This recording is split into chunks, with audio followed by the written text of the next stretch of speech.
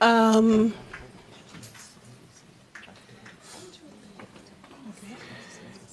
we settling down, please?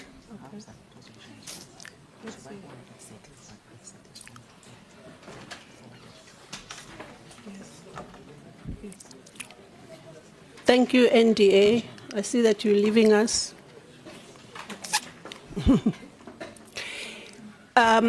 I see that the honourable members are here, so we can start because they are the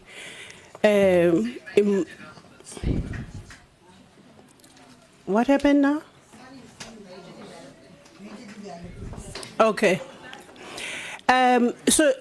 So this part of the meeting is the one that speaks to the briefing by the Department of Social Development in the agenda.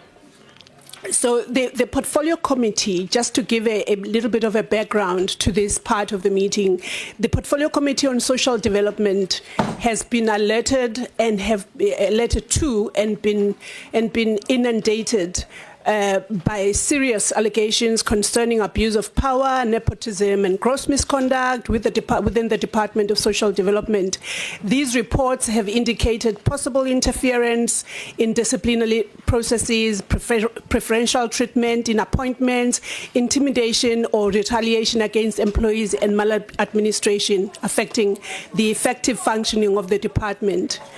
And so these matters have attracted significant public and media attention and have raised concerns about compliance with the principles of accountability, transparency, and the ethical conduct in the public administration. So as a result, honourable members will recall that in the last meeting that we had, when questions were raised on some of these matters, the Honourable Minister said to us, please can I come back and report with a report and table it to the honourable members to make sure that we deal with these issues once and for all. And then we gave today, in fact, for the minister to come through and the department, as it were, to come through to table the report on these matters as per her request to the Portfolio Committee, which request was granted. So I just want to then hand over to the Honourable Minister and say, as requested, here is your opportunity to table the report. Thank you, Honourable Minister. Honourable Chairperson and honourable members of the Portfolio Committee on Social Development, once again, I want to take this opportunity to thank you, Honourable Chairperson, for the confidence you gave me by setting the record straight on matters involving the department and these public entities that have gone viral on mainstream and social media platforms. These reports contain false and, to some extent, unlawful allegations, which have the sole intention of causing damage to my reputation and dignity.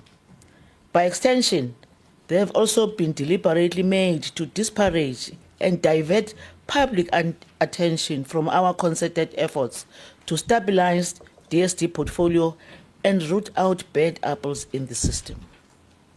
As honourable members of this committee will recall, I committed myself to stabilize the department and its entities by upholding principle of law guided by high ethical and good governance standards.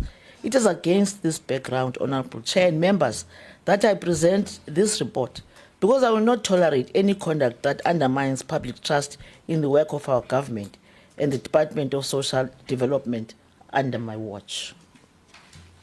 First of all, I would like to give the clarity on the appointment and the employment contract of the Director General of the DSD, Mr. Peter Nechipale.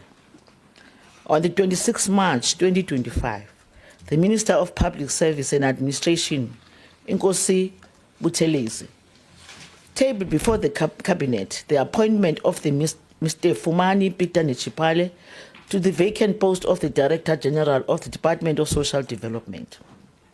After deliberations, the Cabinet granted approval for the appointment of Mr. Nechipale as the Director General for DSD for a period of 1 year. I then received a letter dated the 14th of April 2025 from Nkosi Buthelezi confirming the Cabinet's decision on the appointment of Mr. Nchipale. However, the letter erroneously stated the term of appointment as 5 years instead of 1 year approval granted by the Cabinet. This was just a clerical error, not an intentional act, and it has been resolved without prejudice to the Cabinet's authority. Both the Minister and the Director General identified the discrepancy, and corrective measures were immediately taken to align DG's term of employment with the Cabinet's decision. Both the Director General and myself can confirm here today that this matter has been fully remedied and the employment contract of DG's has been corrected to align with the Cabinet's decision. Once again, and for the record, I did not subvert the Cabinet's decision contrary to misleading and mischievous media reports. The Cabinet is the supreme decision-making structure of our Cabinet, and its decisions are binding on all members, myself included, without any exceptions.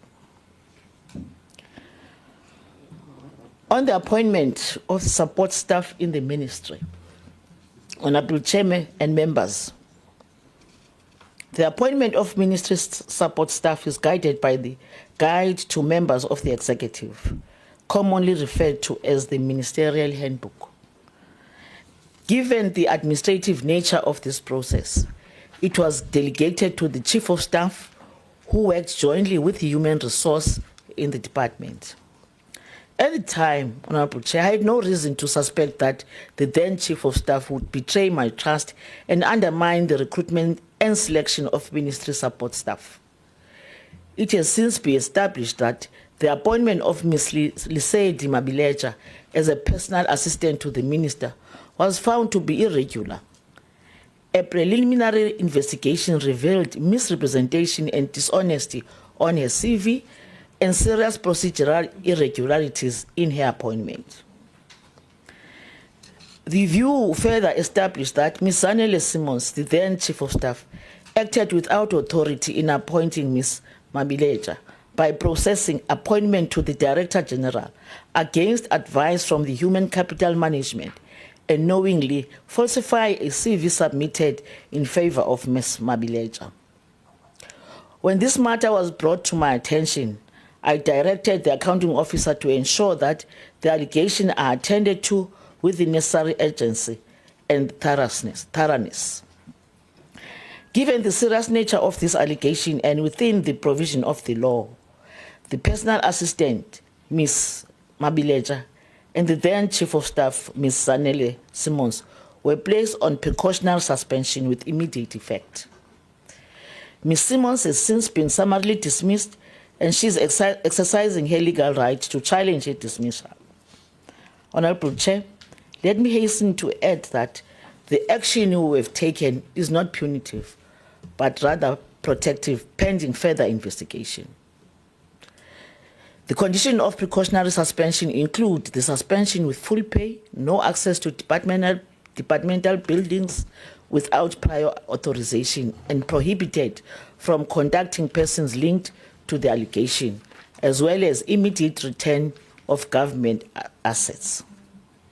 Additionally, the accounting officer has formally referred this matter to the Public Service Commission for an external and objective investigation and determination.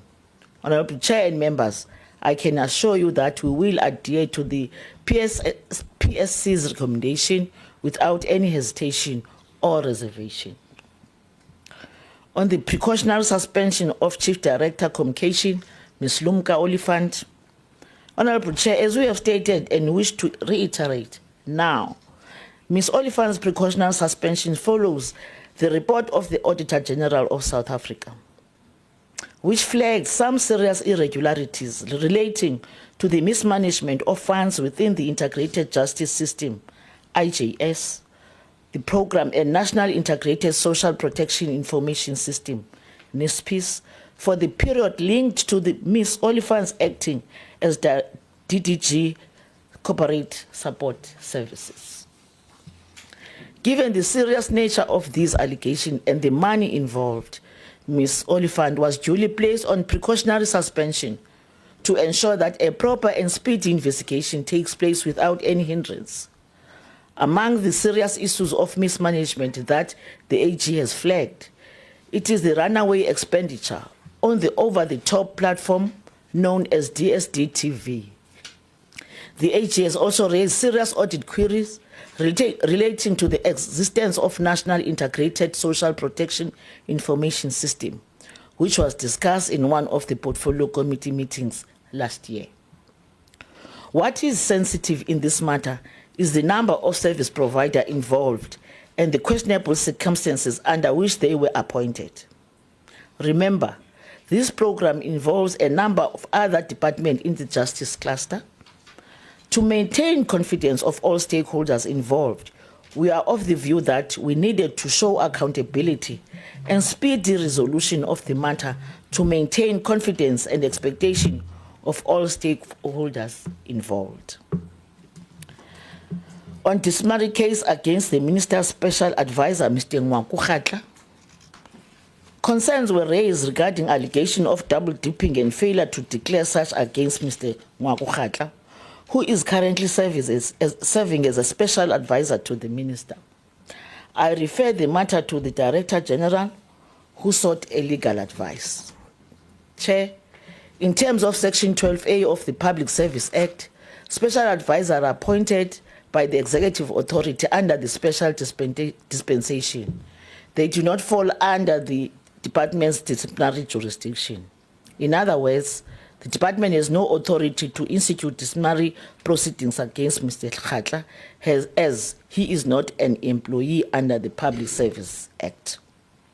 The Director General has referred Mr. Khatla's matter to the previous employer, that is the Department of Women, Youth and Persons with Disability, where the misconduct are alleged to have taken place for further processing in terms of Section 16B of the Public Service Act. On the removal of Ms. Ruth Bengu as the chairperson of the board of the NDA, I exercise my prerogative powers in terms of the NDA Act, Section 64A, to remove former chairperson of the board of the NDA, Ms. Ruth Bengu, due to a number of reasons. These include lack of board cohesion and failure to follow governance procedures when undertaking the process for the recruitment and selection of the chief financial officer, which undermine the integrity of the board, resulting in huge financial losses for the agency. On the appointment of Mr. Thabani Buthelezi to act as Chief Executive Officer of the NDA, Chair, regarding Mr. Thabani Buthelezi, I want to inform the committee that he was seconded to act in the vacant position of the NDA CEO for a specific period, which has now lapsed. Mr. Buthelezi has returned to his substantive post of Chief Director, Monitoring and Evaluation in the department. Honorable members must note that when an employer appoints one of its employees to act in a vacant position or in another employee's position, there is no automatic obligation for permanent appointment. Whether an employee has acted in a certain position, it is not on its own sufficient to establish a legitimate expectation on behalf of that employee. My commitment on accountability. Honorable Chair and members, the action I have taken demonstrates zero tolerance for breaches of procedure, misconduct and abuse of authority. All interventions have been implemented within the framework of the law to protect the integrity of the public service.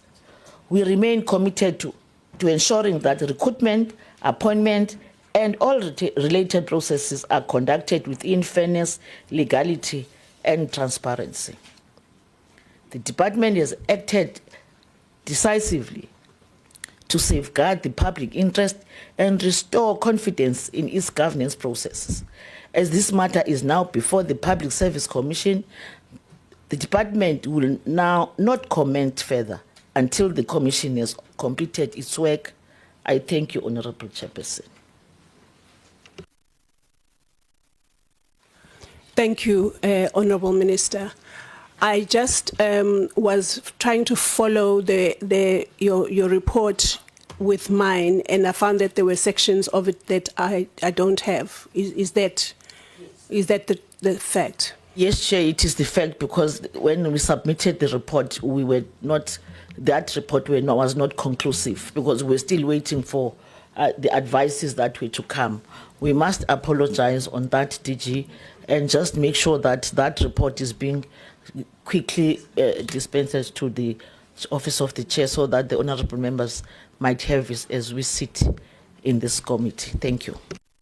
Thank you, Honourable Minister, for that. I will now ask the members of the Portfolio Committee to engage the report as having been tabled by the Minister. Honourable Abrams, Honourable... Apologies, Chair. I just would like to find out, are we not getting the presentation as well? Oh, yes. Oh, yes, I'm very sorry. No, sorry. I'm sorry, my Chair, it's me. The DG will present the report about the New York trip. Thank you very much. Thank you very much, Honourable Chair and honourable members. You remember that I think the Portfolio Committee on Appropriation also requested such. So we prepared the report together in terms of that. And then I've got the report. What I decided to do for consistency and also not to just say it's a trip to New York, is to understand that March Commission of the Status of Women that takes place every year in March, where more than 45 countries attend. I'm waiting for the bioscope. Bioscope. Okay, I can go through if you have got report. Okay, thanks very much. I decided that how I need to present this is to give you the background of this Commission on the Status of Women that takes place in New York, in USA, under the UN, and also provide you what is this, why should we attend that, and also what happened exactly in terms of the attendance. And also I will show you the cost. I think there's a cost there. And then we will then go to conclusion and then the recommendation. This, the Commission of the Status of Women is the principal global world intergovernmental body that is exclusively dedicated for the promotion of gender equality, rights, and the empowerment of women in the world. The meeting is held yearly in New York, in the US. Sometimes it's in April or sometimes it's in March. It has been there. But this commission is instrumental in promoting women's and girls' rights and document realities across the world for comparison. 45 countries, including our country, are members of the Commission, and they are obliged to report on the commitment they've made in the previous years, sometimes in the previous 2 years, what happened. This year, in South Africa, about 10 departments were invited by the Department of Women, Youth and Persons with Disability.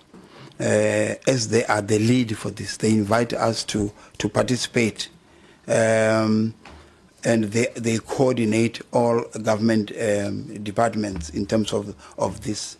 The Commission in this year focused on the review of the progress in the implementation of the Beijing Declaration and the Platform for Action and to mainstream gender perspective in the UN activities.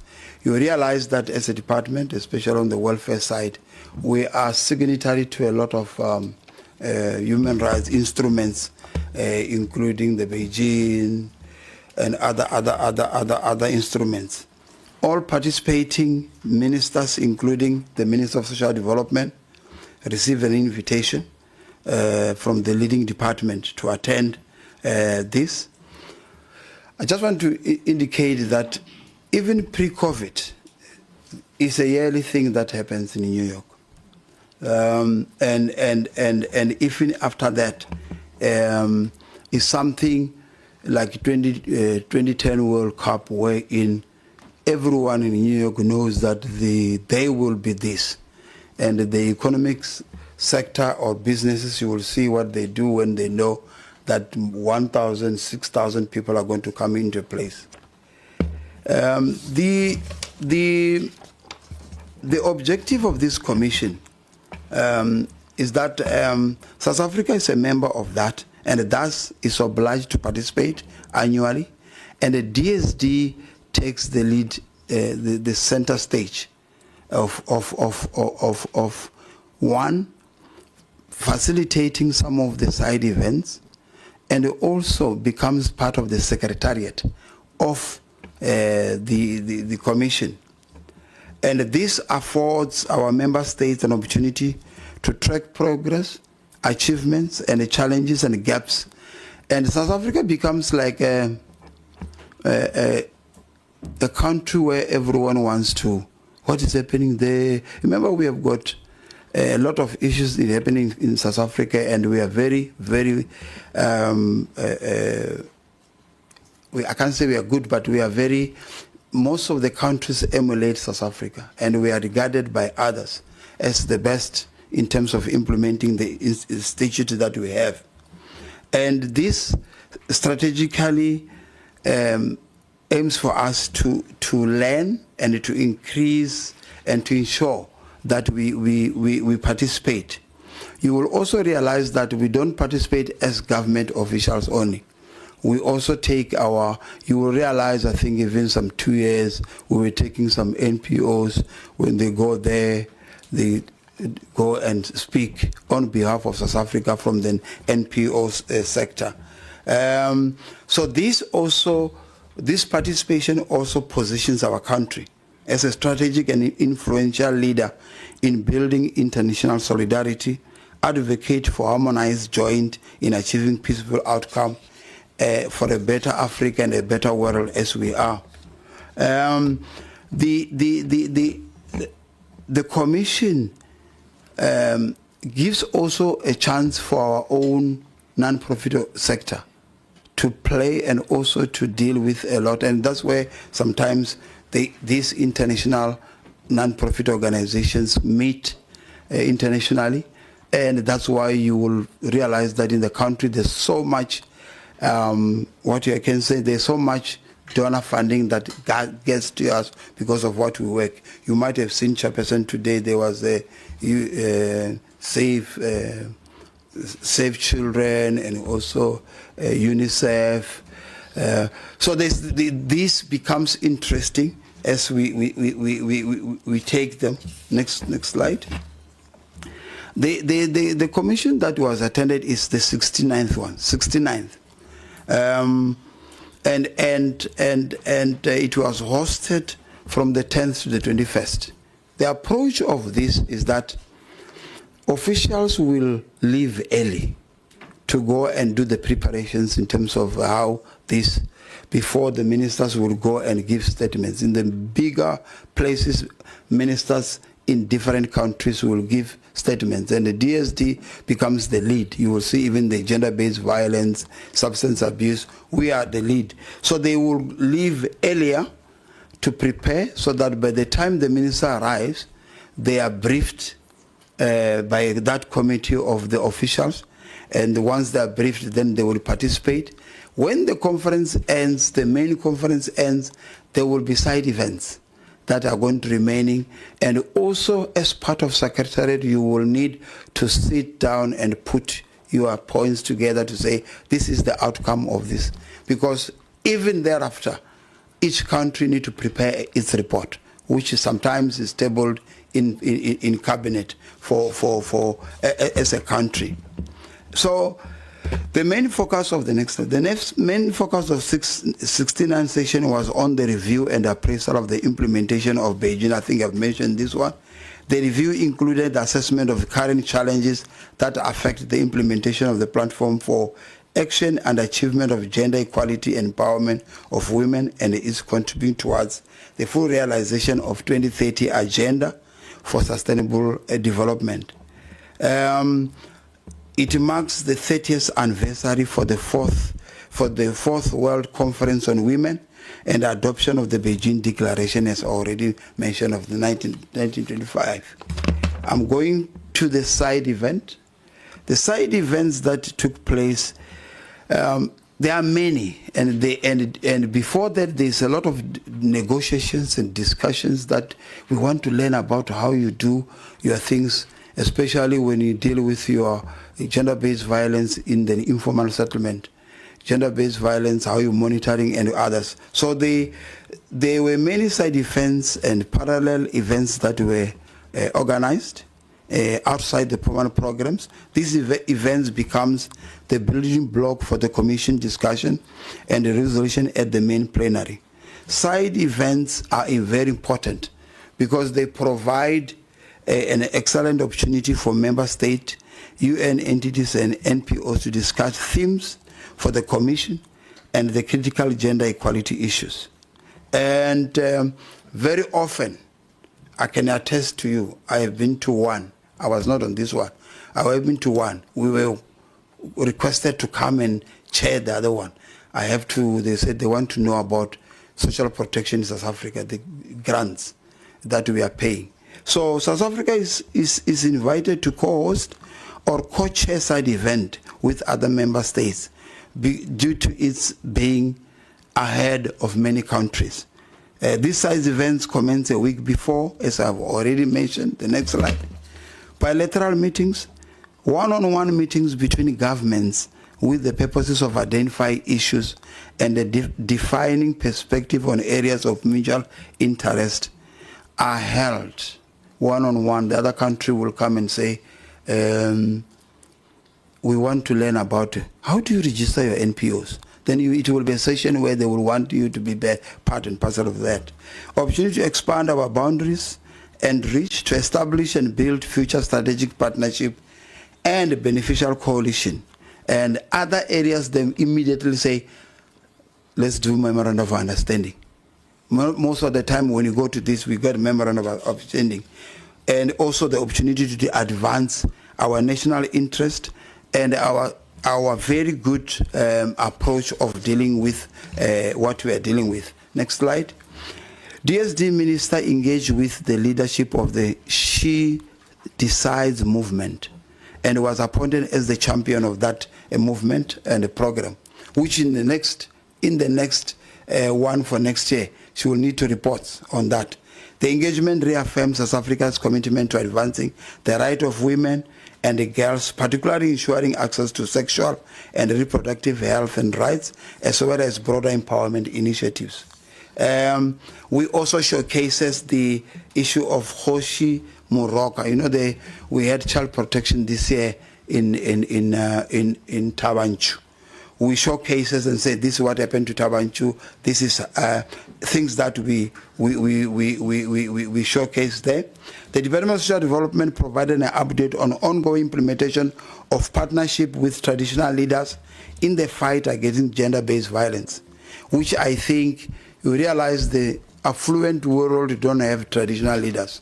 They just become, so we share how to deal with that. The partnership has been instrumental in mobilizing cultural leadership structures to champion behavioral change and community accountability. Next slide.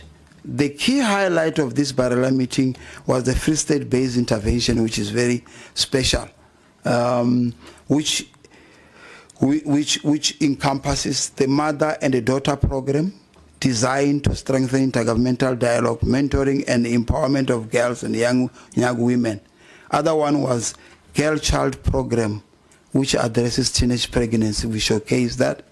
The other one was our original Kimoja, I'm Sharp Without Drugs program that we have, and the Gender-Based Violence Ambassador Initiative that we have, including similar to the Nelson Mandela Children's Fund if it was children. Through this initiative, DSD underscores the importance of community-rooted, cultural sensitive and youth-driven approach in tackling gender-based violence. The last issues before we come to the budget was the issue that the Minister of Social Development had a bilateral agreement with the University of Maryland. The intention was to finalize memorandum of understanding with the state of Maryland to capacitate social workers of different modalities of substance abuse and strengthen social worker new intervention to curb social ills. The MOU will be signed before the end of this current financial year. So this, I'm just emphasizing the role we play and the main areas that we were involved when we go there. Myriad of activities and a lot of things that happens there. The slide that comes in is the issue, a total of 6 officials plus 1 representative from the NPOs were presented. With the details of the pricing, we bought air tickets, insurances, accommodation, transfer meaning the moving from hotels to the venue back, the car, and the SNTs, that goes up to just over 3 million in terms of the budget that we spend.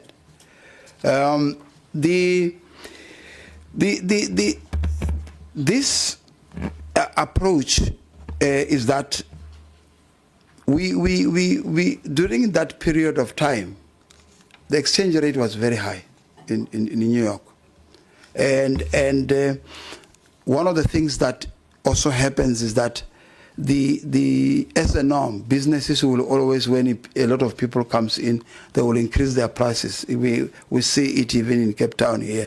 When we came here, there was not even a single accommodation. Accommodation is above government rates, and that, I think, led to then having some the amount of money that we spend. And then we are saying that we, as a department, it is not that we condoning it.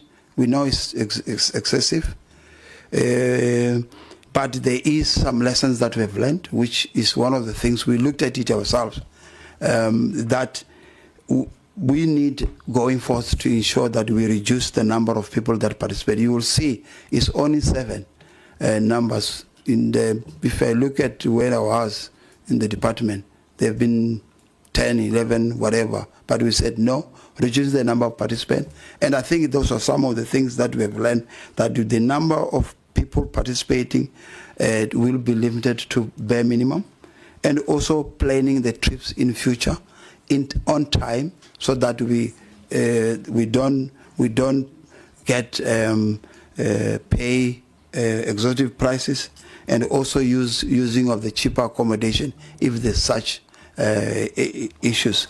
So that if there's such a cheaper accommodation, the currency during that time, it was very high, and we were just saying that that 3 million it was equivalent to 150,000 US dollars that we spent as a department. So we, as a department, we are aware and we note that, and I think it's a lesson for us to say how do we move to the next level in terms of ensuring that we spend accordingly, and we do our things in a very good way. So we recommend that we note the presentation on the Commission of the Women Attendance by DSD and the cost thereof, and that going forward will make things better for ourselves and to avoid price escalation, booking early, and ensuring that we minimize the size of the delegation that goes to international trips. Thank you very much. Thank you, DG. for that presentation. I will now ask that, first of all, I don't know if the Honourable Minister's report has been sent through to the members' emails. Have you got it yet? Okay, it's coming through now. But I will now open the floor for the honourable members to ask their questions and make their comments, please. Honourable Rev Kobaza, Honourable Abrams, Honourable Marais, Honourable Bishop Nsweni,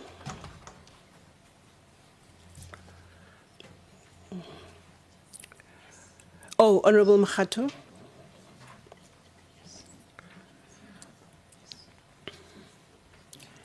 okay, Honourable Munyai. I nearly threw a party right now. Yeah.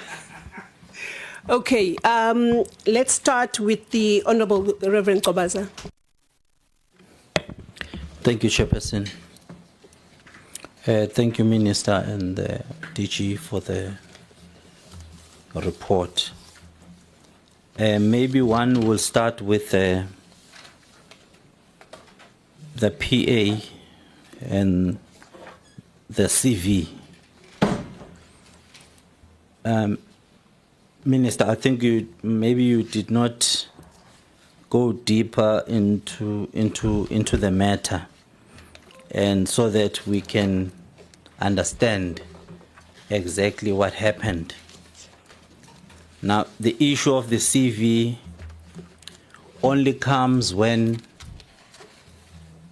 your PA is the Chief of Staff. It does not come when she was first appointed as a PA. The issue of the CV or everything about her, it only comes when she is the Chief of Staff. Now, then let's go back. You and your team, your ministerial team, come into social development. And when you come into social development, you'll find the DG there. You are saying, if I'm not mistaken, you are saying your Chief of Staff took the CV and went to the DG and told DG she must be appointed, and that's why she is terminated. If you can just clarify that first for me. And because through the groundwork that has been done by the MK, Osborne Masilela was tasked with the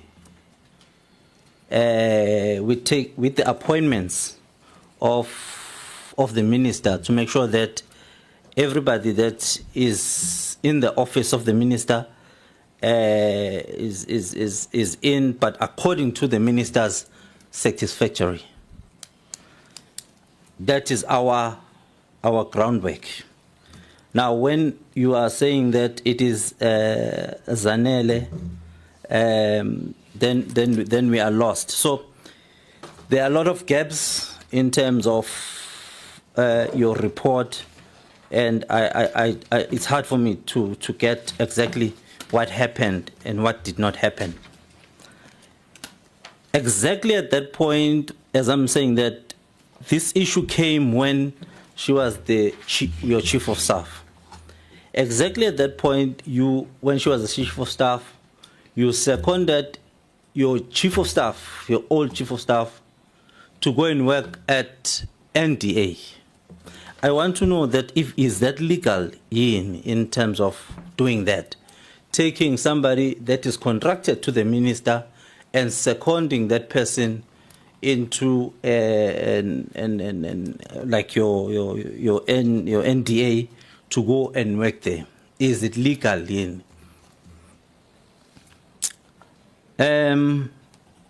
issue of the DG, I don't understand it myself. You explained it on this, but I don't understand it. If you can clarify, the DG, because there is an issue of your old chief of staff signing the contract using your electronic signature.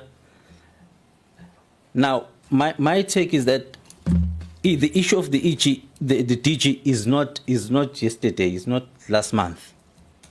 The issue of the DG, Honorable Abraham put it up in May. May, June, July, August, September, October. We are in October. I'm asking that, Minister, did you have enough time to look at this thing properly when the Honorable raised it and sort it out at that point in time?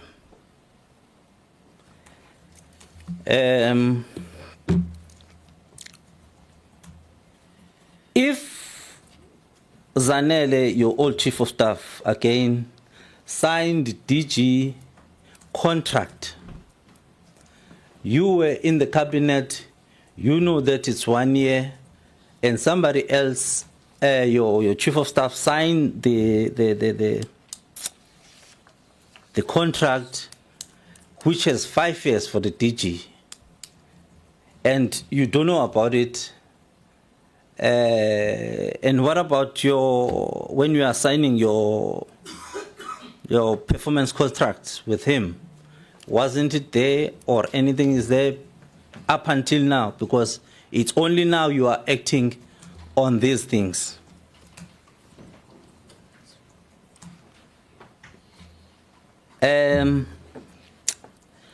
You spoke about the issue of the chairperson of the board, Mamrut Bengu. And then you said that there are a number of things that she was doing and it was not in line. Do we have a letter from the board, because the board works collectively? Do we have the letter from the board? And if we do have the letter from the board saying these things that you have alluded to on when you were, because it's not here on this one, you alluded to when you were presenting.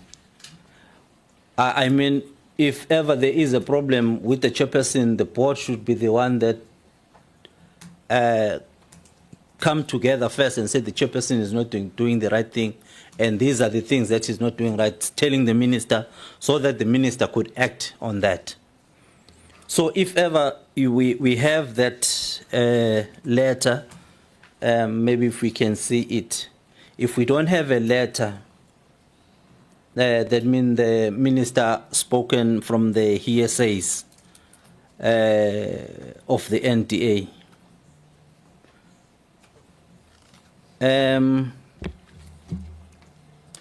You have the CEO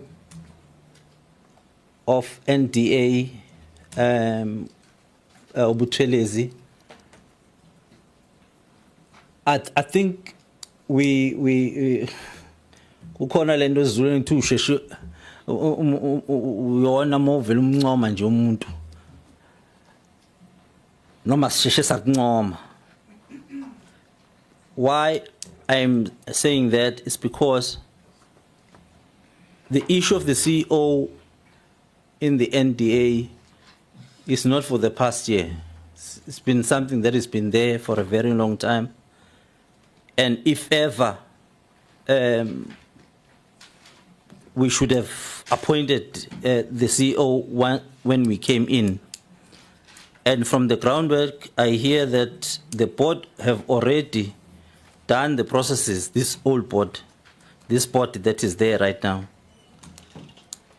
already has done the processes before this administration, and it's finished them, it's concluded them, and but it looks like maybe the minister does not want those what they have advised on. So let me stop there. The issue of the special advisor and the DG cannot act on him, so it has been sent back to the Department of Women and Children. Why is this? Why can't we? Why did we ask him to come and work, Minister, while we know that there's a cloud on him from the department that you are coming from? And yet now all of these things are coming up now and messing up the whole department, as if we have people that are corrupt in the system. Let me stop there for now, Minister. Honorable Chair. Thank you, Honorable Reverend Qabaza, for that. I will then now go to the Honorable Abrams. Thank you, Chairperson, and thank you for the presentation. I'll start with the issue of the NDA board chairperson. And Minister, I would have thought that maybe one of your, when the NDA chair was fired, I thought maybe one of your reasons would have been because the Act stipulates that, you know, nobody can be a board member if that person is convicted of an offence of which dishonesty is an element. And it was only then that I discovered that, you know, Ms. Bengu, when she was a member of Parliament, was involved in the Travelgate scandal, where she pleaded guilty to misleading, to defrauding Parliament. And I raised that because I just would like, you know, when we move forward to appoint the new board, that consideration is given on who the new board members are to make sure we don't land ourselves in similar situations. But then also, you know, Parliament needs to then play a very critical role when those names do in fact come to Parliament. But it seems that, you know, the Minister appoints the board, it goes to Cabinet, and then it's a done deal. And Parliament has no oversight over who the board members are. So we only pick up these issues after the fact when the board is already in place. So just some consideration to do proper vetting of the individuals who are going to serve on the new board so that we don't land ourselves in situations like this. Then, Chairperson, I do want to say that this is not a report. It's a PowerPoint presentation and an unsigned letter. And let me start on the 3 million that was spent in 2 weeks by the 7 officials and 1 MPO representative. The presentation, 6 officials and 1 MPO representative. The presentation does not demonstrate that the accommodation, the flights, the ground transportation that was used is the most economical.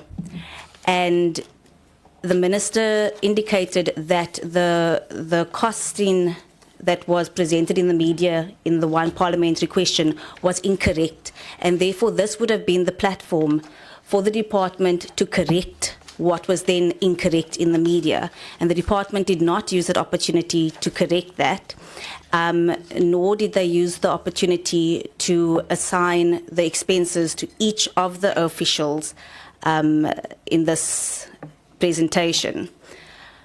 Also, a report, in my view, would be almost the full submission that you give for approval of the trip. For example, the 3 quotations on the accommodation, so that we can see that you have selected the most economical hotel and not the most expensive hotel, because that, I think, also where the outrage comes from, is some assurances that you were mindful of the situation back home when making these big expenses. And also the reasons why each official went. What purpose did all of those 6 officials have when going? And if in the past 10 officials used to go to these events, and now suddenly we can bring that number down to 6, then is 6 still an appropriate number to go to these overseas trips? Furthermore, that on return from overseas trips where taxpayers' money is used, there surely is a comprehensive report that is then submitted, and that is once again not what we've been received here today. There's also a reconciliation of the expenses. You know, did the delegation stick to budget? Did you go over budget? You know, and all this presentation tells me that there was a lot of talking and that maybe there's an MOU. I also would like to know that who is the MPO that went with, and how was this MPO selected? And then moving on to the HR matters in the unsigned letter. Firstly, Chairperson, I don't think this is, from my point of view, this is nothing personal on any official. For me, it's got to do with the integrity, the credibility, the stability, and the overall functioning of the ministry, the department, and the entities. And there is a reason why there are minimum requirements when it comes to qualifications and experience. And it's about having the fit-for-purpose person, a competent staff member, in these critical positions to properly advise the minister and the DG, because there are millions of people who rely on the department and its services.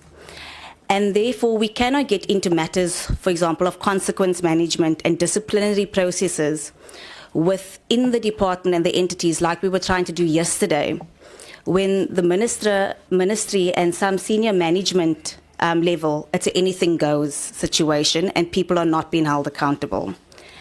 And, you know, all of us in this committee yesterday, and even some of the officials, criticized how officials are able to weave in and out of various government departments, avoiding accountability. And I mean, the one official even said some of them claim to be sick in order to circumvent disciplinary processes.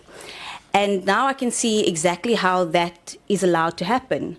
It's because there are ministers and other individuals who don't act when they need to act in the moment they need to act immediately.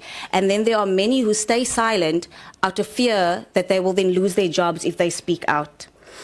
And I cannot accept a legal opinion from the DG, and I do hope that we can maybe get a legal opinion from maybe Parliament Legal Services or any other organ that is available to us.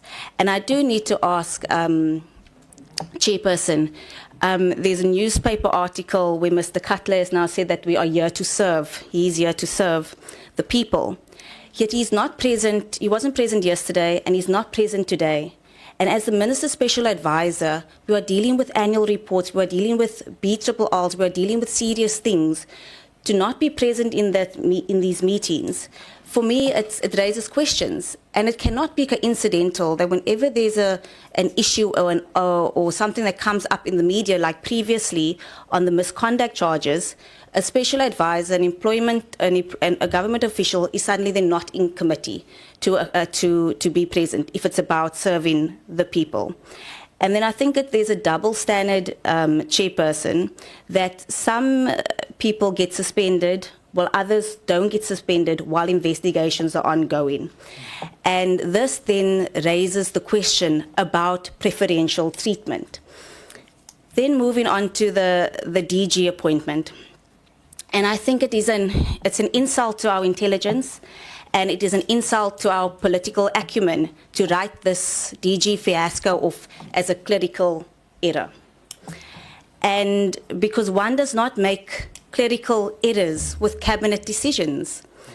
Unless that is in evidence that, Minister, when your most important item was on the agenda that day, the filling of the DG for social development, that you were either out of the room, you weren't paying attention, or something's happened, that a mistake of this gravity could have happened. And if it was DPSA that wrote to the minister saying it was, or the department saying it's 5 years, why wasn't it corrected then in March? If at the cabinet it was said it was 1 year. And furthermore, then the minister and the DM, who also has sight of parliamentary written replies, doubles down on this term of the DG's contract, thereby misleading Parliament, which is a serious offence in the parliamentary written question. And if this clerical error is what we now see as corrected, and I believe it was corrected just 2 days ago, was not corrected, if it was not picked up by the media and brought to this platform, we would have found ourselves with once again another material finding, because then the DG would have been appointed unlawfully for a period of 5 years, earning a salary for that period. And just to mention, Chair, that what I've mentioned now just covers a fraction of the HR matters, but my primary concern remains the ensuring that there are fit-for-purpose people in these critical positions who can advise the minister and the DG correctly, who can stand up on matters of principle to avoid clerical errors and to avoid the reputational harm which has been brought not only to the department and the entities, but reputational harm to the cabinet as well. And Chair, I've mentioned, I've mentioned that, but also to say, Chair, that I reject this presentation and this unsigned letter with the contempt it deserves, and I call that the other members of this committee reject it as well, because this is not accountability, Chairperson. Thank you very much. Thank you, Honourable Abrams, for your comments. I now go to the Honourable Marais. Thank you, Chairperson. Chairperson, I'm also going to start with the trip overseas. I don't think this is a report. It doesn't say anything, basically, because it just says air tickets. It didn't say for who's the air tickets. It doesn't say how much was an air ticket per person. It just say accommodation, transfer, and all these things. It doesn't outline anything. It doesn't say anything. It doesn't speak to the trip itself. It was just a report that was put together here to say why she went overseas, but it doesn't say exactly the expenses, because that is where the people were upset about the 3 million rand. How can you spend 3 million rand on 6 people for a trip to America? So the report doesn't say from day one how much have you spent to the last day. It is just saying the accommodation and the transfer and insurance and the air tickets.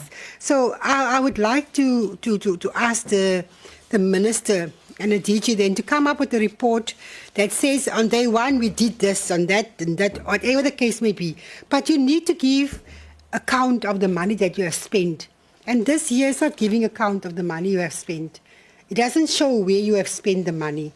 And even though the DG is saying that things was expensive because of what things, yes, we know that things are expensive, but then show us where the money has gone to. This is not showing us where the money is going to. Then I'm also going to start with the minister. I think people are saying, there's a saying going around that the minister is allowing wrong things to happen in a department.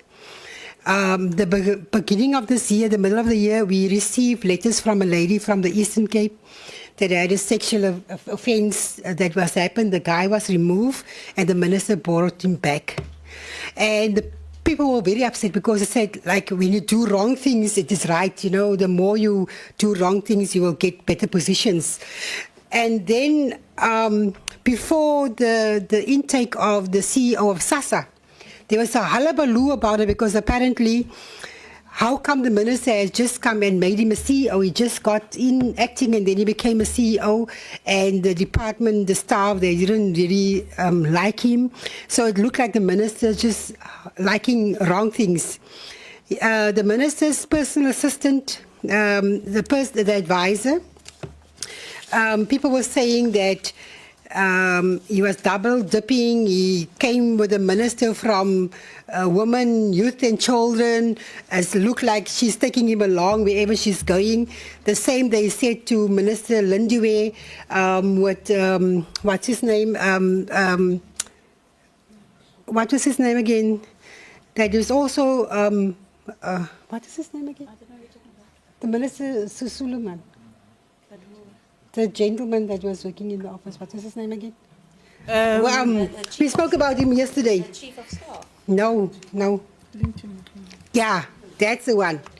So the same thing happened with that one. Is that the staff of SASSA and the department even wrote us letters and saying Linton was doing this and that because he's having the covering of the minister and all these things. The minister takes him everywhere she goes and all these things.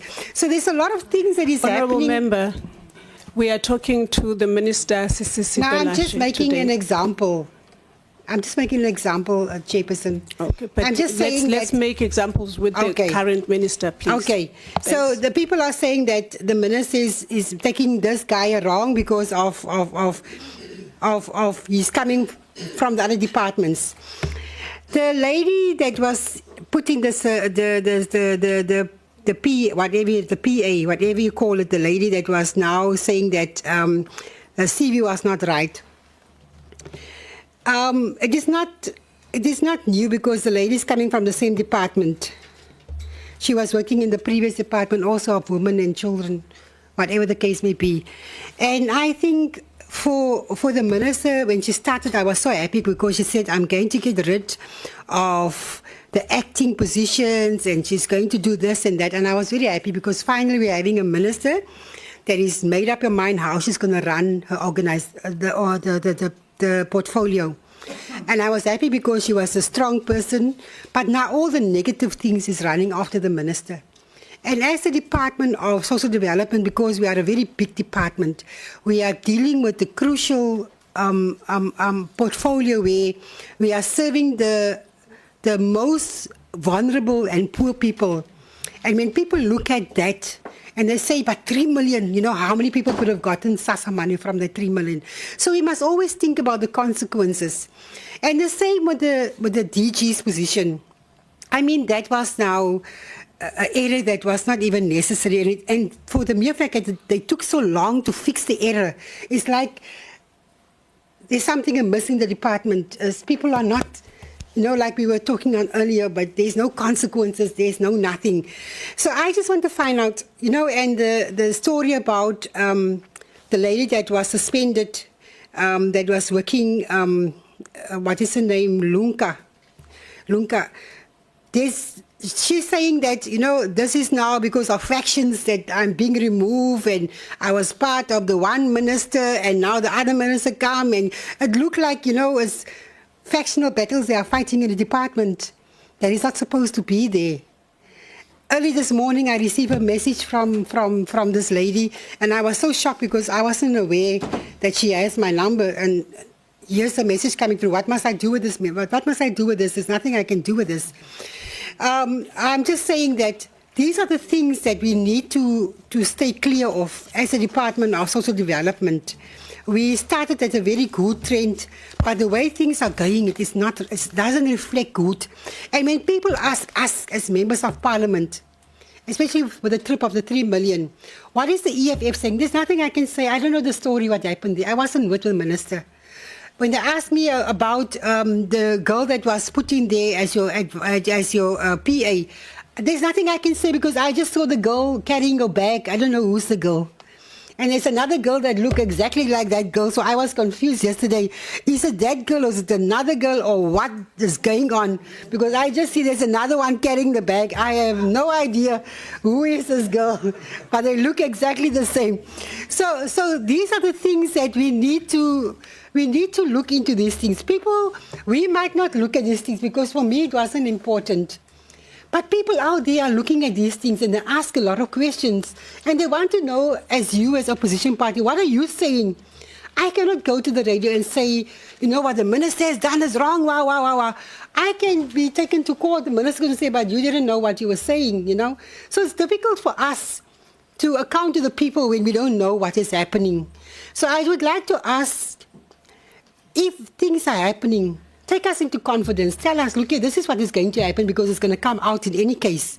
So that we can also know, so that we are not unprepared to answer questions. That is the worst part, when it looks like you are stupid, you don't know what you are doing in your portfolio. So I'm asking nicely is that when things are happening, notify us about it so that we can also know about it. We are not here to fight. We are here to build a strong portfolio. We are here to build a strong DSD, because we are here to make one thing clear, is just to make sure that our people is getting the service that they deserve, and the proper people is in the positions where they deserve. That is all I want to say, Chairperson. Thank you, Honourable Mare. The Honourable Member that is about to speak now is the Honourable Bishop Mtsweni. Mphathi Sihlalo, angibingelele ngenhlonipho amalungu endlu ehloniphekileyo. Sihlalo wami ohloniphekileyo, amanzi angene endlini. Ngenxa yokuthi singaziswa uma kusathunqa intuthu, manje sekuyasha. Njengoba kusha kufanele siphendule, ngoba njengoba sila sithunywe abantu. Siyamalungu einhlangano zethu, ngilungu elithunywa umkhonto wesizwe eParliament.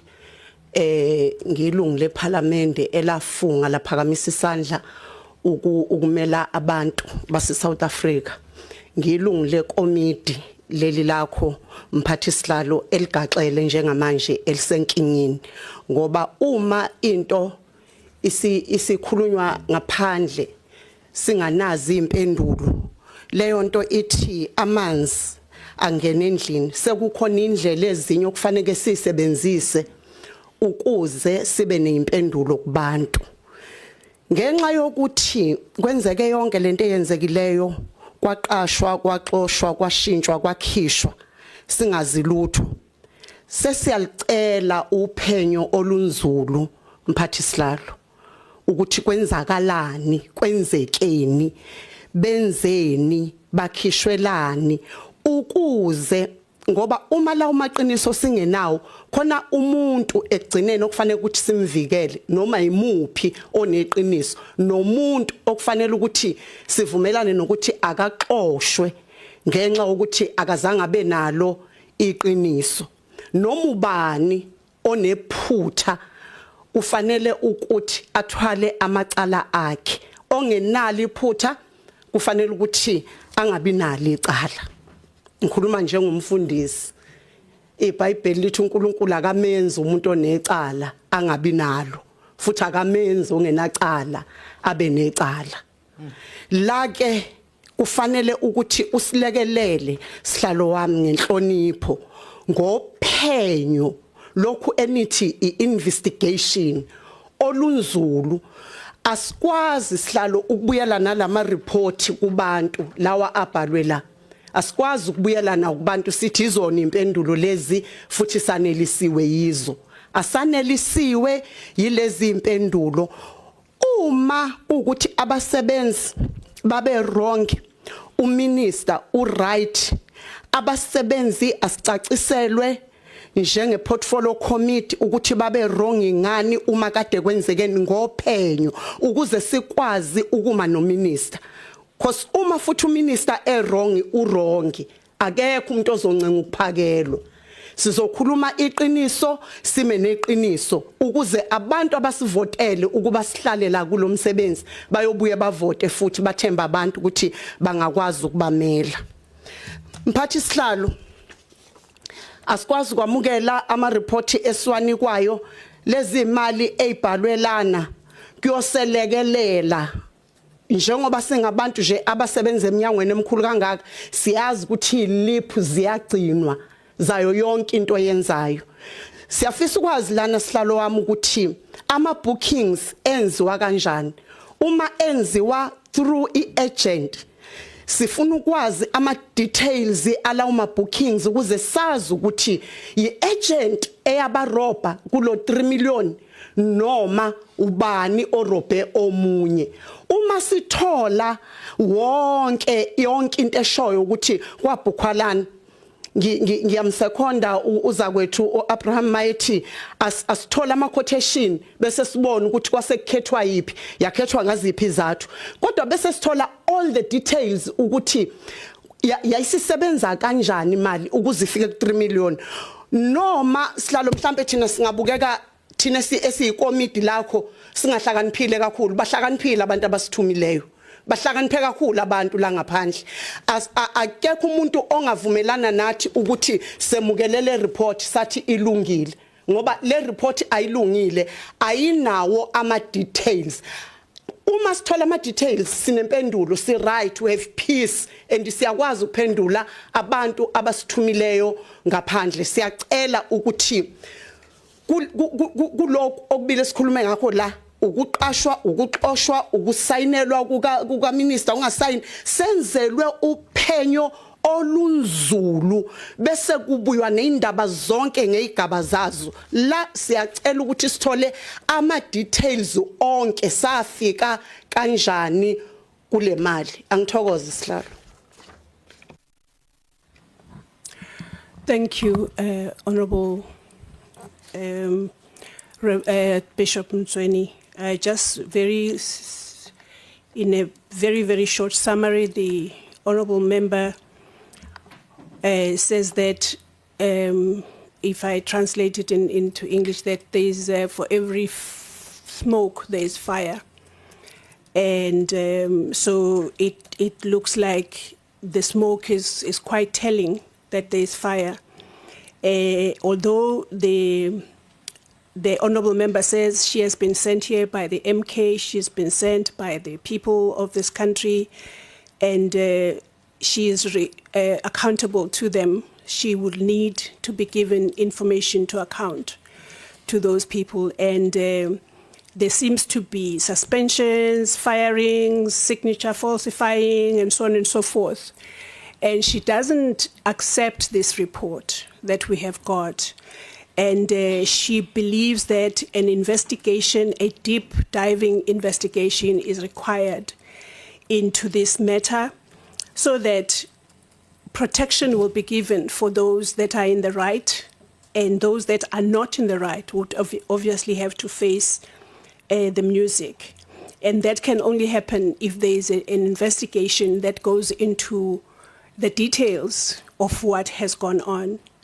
Because that will then speak for the consequences that are due to those that are in the wrong.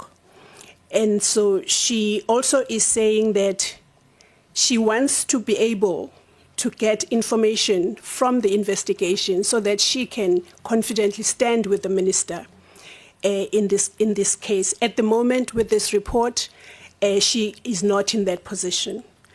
And then she goes into the report on the trip to New York and says that she is in agreement with the previous honourable member who spoke, Honourable Abrams, to say that there is a need for slips, like if there was an agency that was used for this booking, that agency will have every single detail of the itinerary of this trip, and so that would provide for clarity on the actual steps or on the actual items of the trip from start to finish.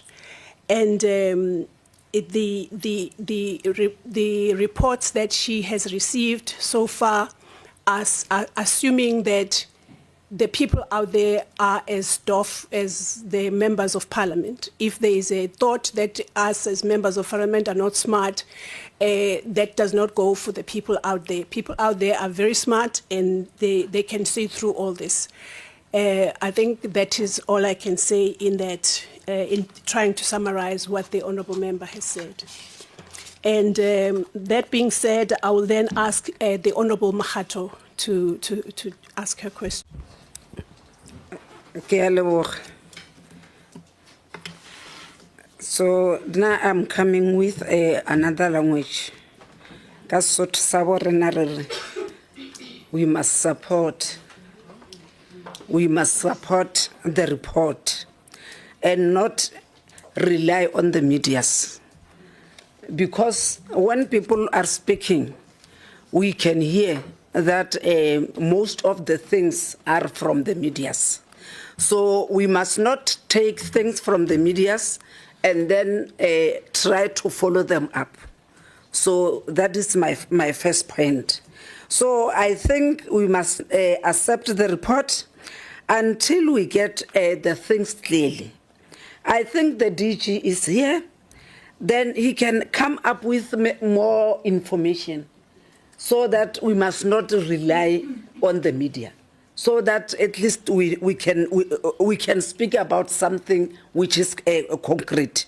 So from today, now I think the honorable members, they must avoid the issue of the medias so that we can go on and then with the right direction. I think the DG is here, then he will assist us. That is the first report. So according to me, the first one, I think I'm accepting it.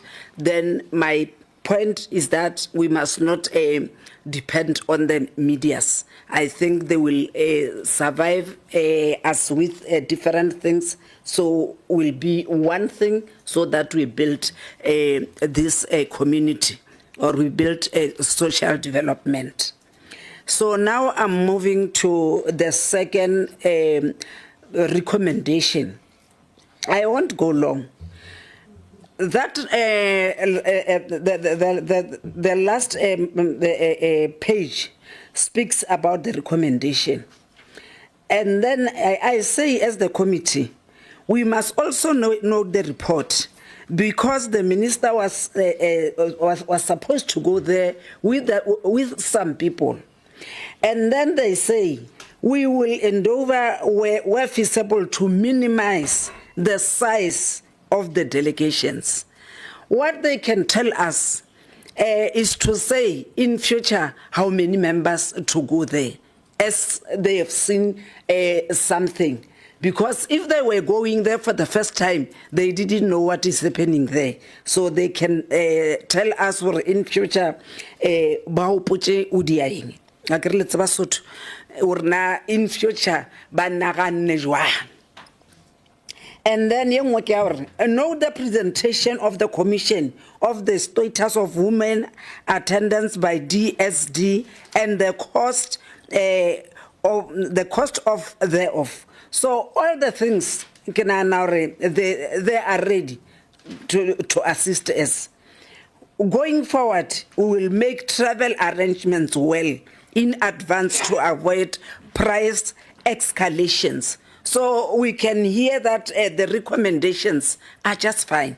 So now, according to me, let's take the report.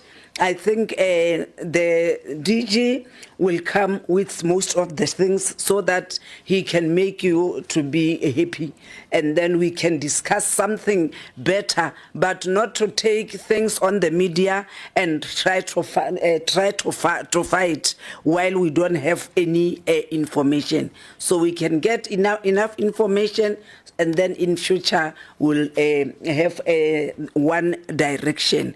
Thank you very much.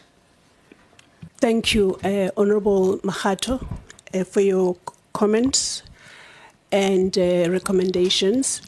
The Honorable Member to speak next is the Honorable Munyai. Chairperson, before I make my contribution, I would appreciate that you please request the unit of the oversight sector model to come and conduct workshop to all of us, so that we are very clear on our mandate to conduct robust oversight without fear or favor. I'm recommending this, Honorable Chair, with all due respect, that some of the members, when they come to Parliament, the process of the workshop to educate members on their role with respect to the legislative oversight guided by the Constitution, some of the members were not here. I will appreciate to empower the capacity of ourselves. That's the first thing.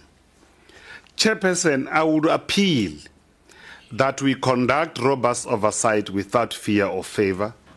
This must be done with in a dignified way, with respect, without ridiculing anyone. That's my first appeal. Firstly, I welcome the presentation. I welcome the presentation and the recommendation that are put forward. I do. But let me raise the following, that South Africa is a member of the multilateral institution called the United Nations. As you are aware, this portfolio committee has hosted the special envoy, Dr. Majid, from the Office of the Secretary General to the Republic of South Africa, here to us. And that envoy of the Secretary General also participated on the GBV campaign to see how it's being done in South Africa. In addition, Honorable Chair, I must say that we must also be economic literate. I'm saying this issue because you have to understand that dollar exchange rate to dollar, rand to dollar, is 58 cents. A business class from Johannesburg to here, 5,000 single, sometimes return 7,000 and so on. We're speaking of New York. 14 hours if you have a direct flight from Johannesburg. But if you are taking Delta and so on. But I'm trying to say that we need to appreciate the cost and the exchange rate. That they work in the dollarized environment. So I'm raising this because it is better to talk to issues arising from the report rather than talking something else that's not within the report. That is also part of it. But let me come to the issues of the 69th session of the United Nations Commission on the Status of Women, which South Africa have an obligation to participate into multilateral body in the context of multilateralism. This was significant global meeting focusing on the gender equality. And of course, a comprehensive overview of the session that talks to the theme, outcome, and the key discussions. What do we know so far about these critical issues, critical meeting? Because it places a critical spotlight on the economic foundation of the gender equality, something that affects South Africa so greatly. And the session core messages for this year, it was related to achieving the gender equality, something impossible without tackling the women poverty, reforming the discriminatory institution, directing money and resources towards the policies that can empower women and girls. And that was agreed by this session. Chairperson, we have an obligation to draw the experience from that particular session of the United Nations with respect to accelerating the achieving of the gender equality and empowerment of women and girls, and while addressing poverty and strengthening the institution with the gender perspective. But the issue of feminization of poverty is something that ourselves were dealing with it, and it's very important. It's a major topic. It's a major topic that really we need to expand as social protection systems in South Africa as we are moving forward with the universal basic income support. Let me firstly, with respect to the appointment of the DG, I welcome, Chairperson, I welcome the corrective measures taken by the ministry or the department to align the appointment of the DG or Director General Phumulani Peter Nechipade consistent with the cabinet decision, the supreme decision-making body with respect to the appointment of the Director General. That we must welcome. When the minister in her own input, she says it was erroneously. When something is mistakenly done, when it's corrected, we must appreciate it. Now, Honorable Chairperson, the key issue here, Honorable, I'm saying that if we don't understand the cost of a single ticket, and you can't travel to New York on economy, we don't, not even ourselves. Maybe it's because since we came here, this seventh administration, this portfolio committee has not undertaken any study tour to understand that when you visit overseas, currencies are not the same.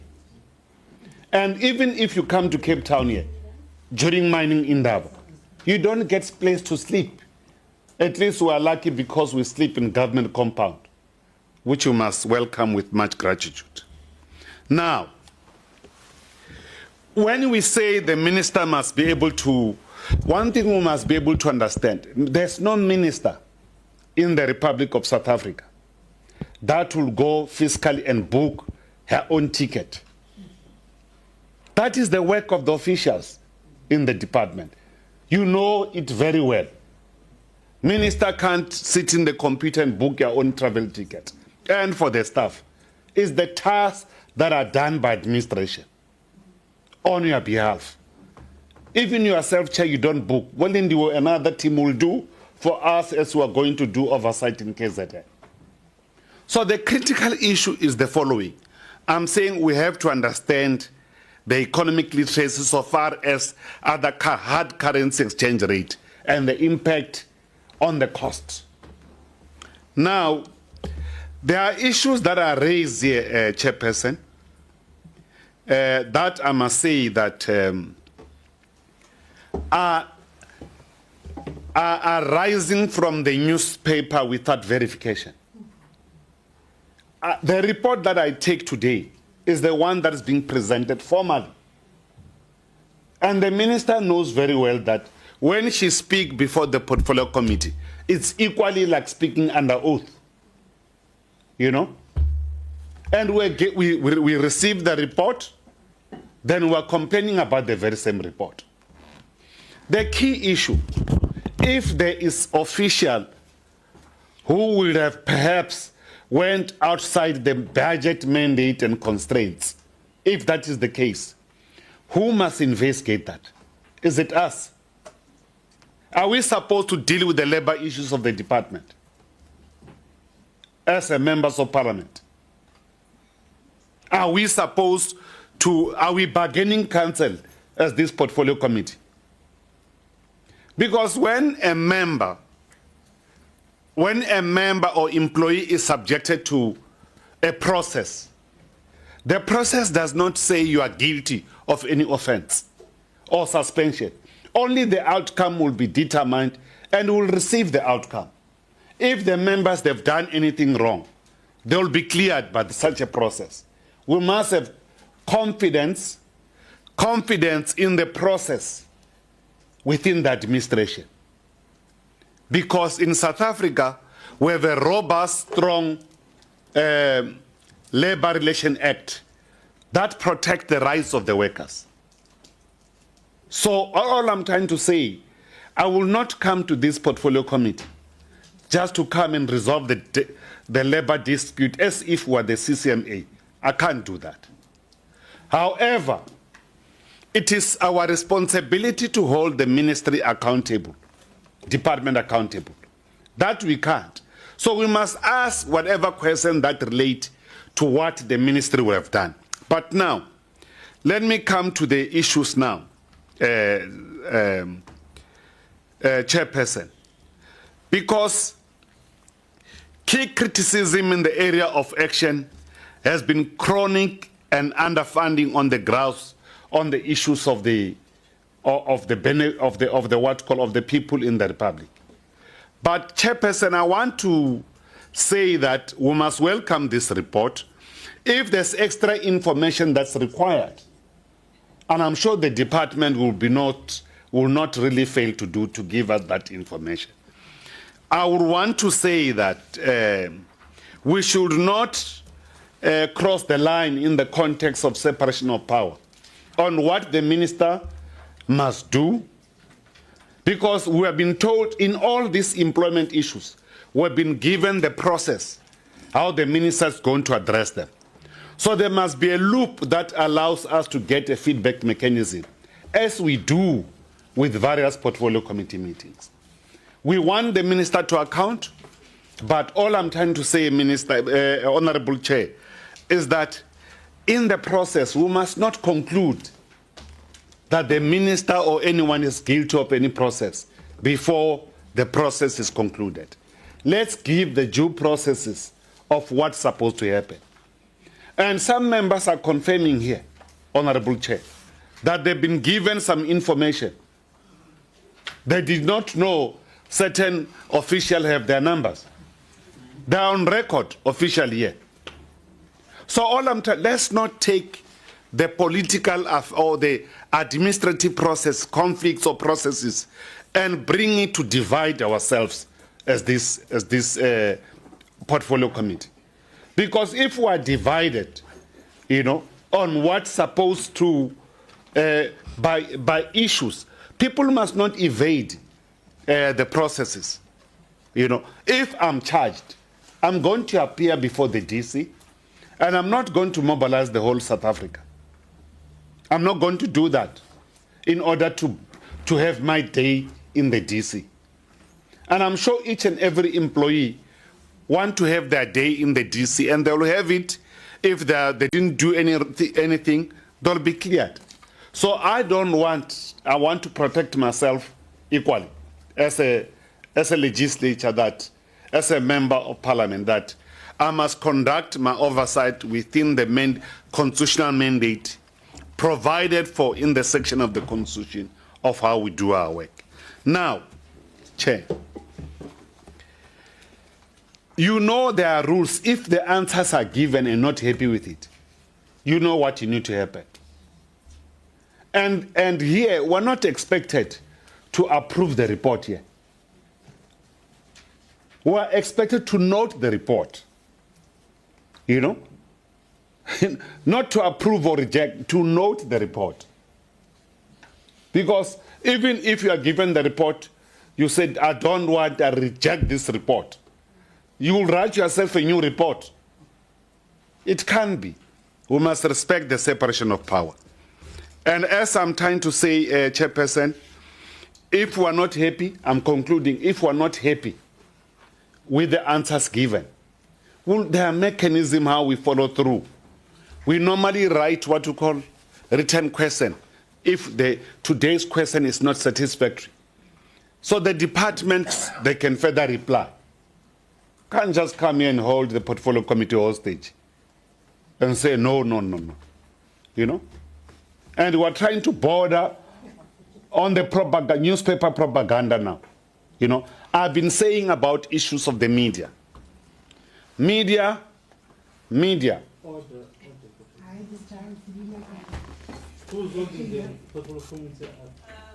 Honourable members, can the Honourable Mnyai finish, please?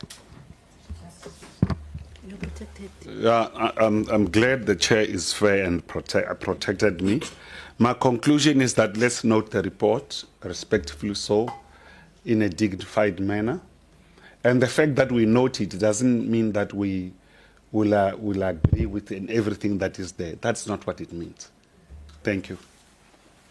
Thank you, Honourable Mnyai, and thank you, Honourable members. Just before I hand... Chairperson. Oh, sorry, Honourable Tlong, you didn't raise your hand though. Yes, Chairperson, but maybe you can give me 5 seconds. I mean, when I check... No, just ask whatever questions you wanted to ask. Okay, Chair.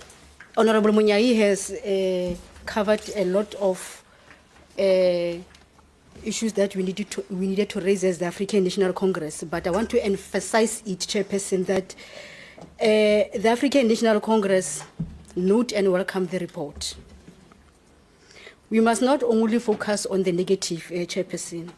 The New York trip, Chairperson, have yielded significant benefits, including global recognition of our National Strategic Plan on GBVF. Thank you, Chairperson. As the African National Congress, we don't reject, we note and welcome the report. Thank you, Chair. Thank you, Honorable Tong. I like it when things seem like they are nice, we are just the portfolio committee. When things are not so nice, everybody now knows where they're coming from. But it's called politics. I'm just saying that in a light note. Thank you, honourable members, for your comments. Before I go back to the minister and the DG with these comments for your response, honourable minister and DG, I just want to bring my own comments on the reports that have been put before us. First of all, I want to start with the trip. In my mind, there has never been a dispute about whether the trip should have been taken or not. First of all, because of the value that has been sort of advanced through this presentation. The report says that South Africa has participated in this commission for, what, 45 years? For as long as it's been there, but for decades, let me put it that way. So that then means that we know that this trip happens every year. And we also know that it's the fees or whatever is paid is dollarized. So we can do that early, just so that we avoid the one thing has been done with this report, that is to reduce the delegation. The second thing that should have been done, and I'm not sure that I heard why these bookings were made late, because we know that we attend this. I think during the presentation it was said that South Africa is a secretariat of the commission, which means that South Africa is guaranteed to attend this commission. So we must book early so that we avoid the expenses that come with this. We know our situation in South Africa, that we, especially this department, we know there's been cost containment, there's been reduction of budgets, and so on and so forth. We know that we don't have enough resources to do our job. But we can't then say, oh, no, we're not going to go to the commission, because that is an important part of what we are doing. Earlier on, we were with the UNICEF, and those are our UN organizations. So we have to be part of these things, but let's do our homework, especially because we are now a standard attendant of this thing. The other thing that I wanted to say, to ask, is that the Honourable Minister said earlier on that the PSC, the issue has been sent to the PSC. I wasn't able to gather from the presentation, the report, what is the scope of what has gone to the PSC. If I can just be clarified on that, so that, because I believe that is where these things should go. So that as the portfolio committee, we get a thorough, sort of deep diving into what has happened in the department. I always knew that there would need to be a step that is independent of the department, independent of the portfolio committee, that is going to bring us all in hopefully, what really went down and who is to be taking accountability for whatever happened, and so on and so forth. So I would like to know what does the PSC submission, who and what it entails, and also, of course, if possible, I would like to know what are the timelines here, because also as the portfolio committee, we do need to know how long we are having to wait to find clarity and what really is the case here. I think that some of the things that were asked by members, I will cover my also what would have been my questions, but those are the two things for me, at least, for my to make sure that the portfolio committee is aware as they advance their comments and their remarks and their demands. They know that there is a process that is already being undergone by the department or the ministry, and this is what is to be expected in terms of the scope and timelines of what has gone to the PSC. Thank you so much, Honourable Minister. I'll hand over back to you.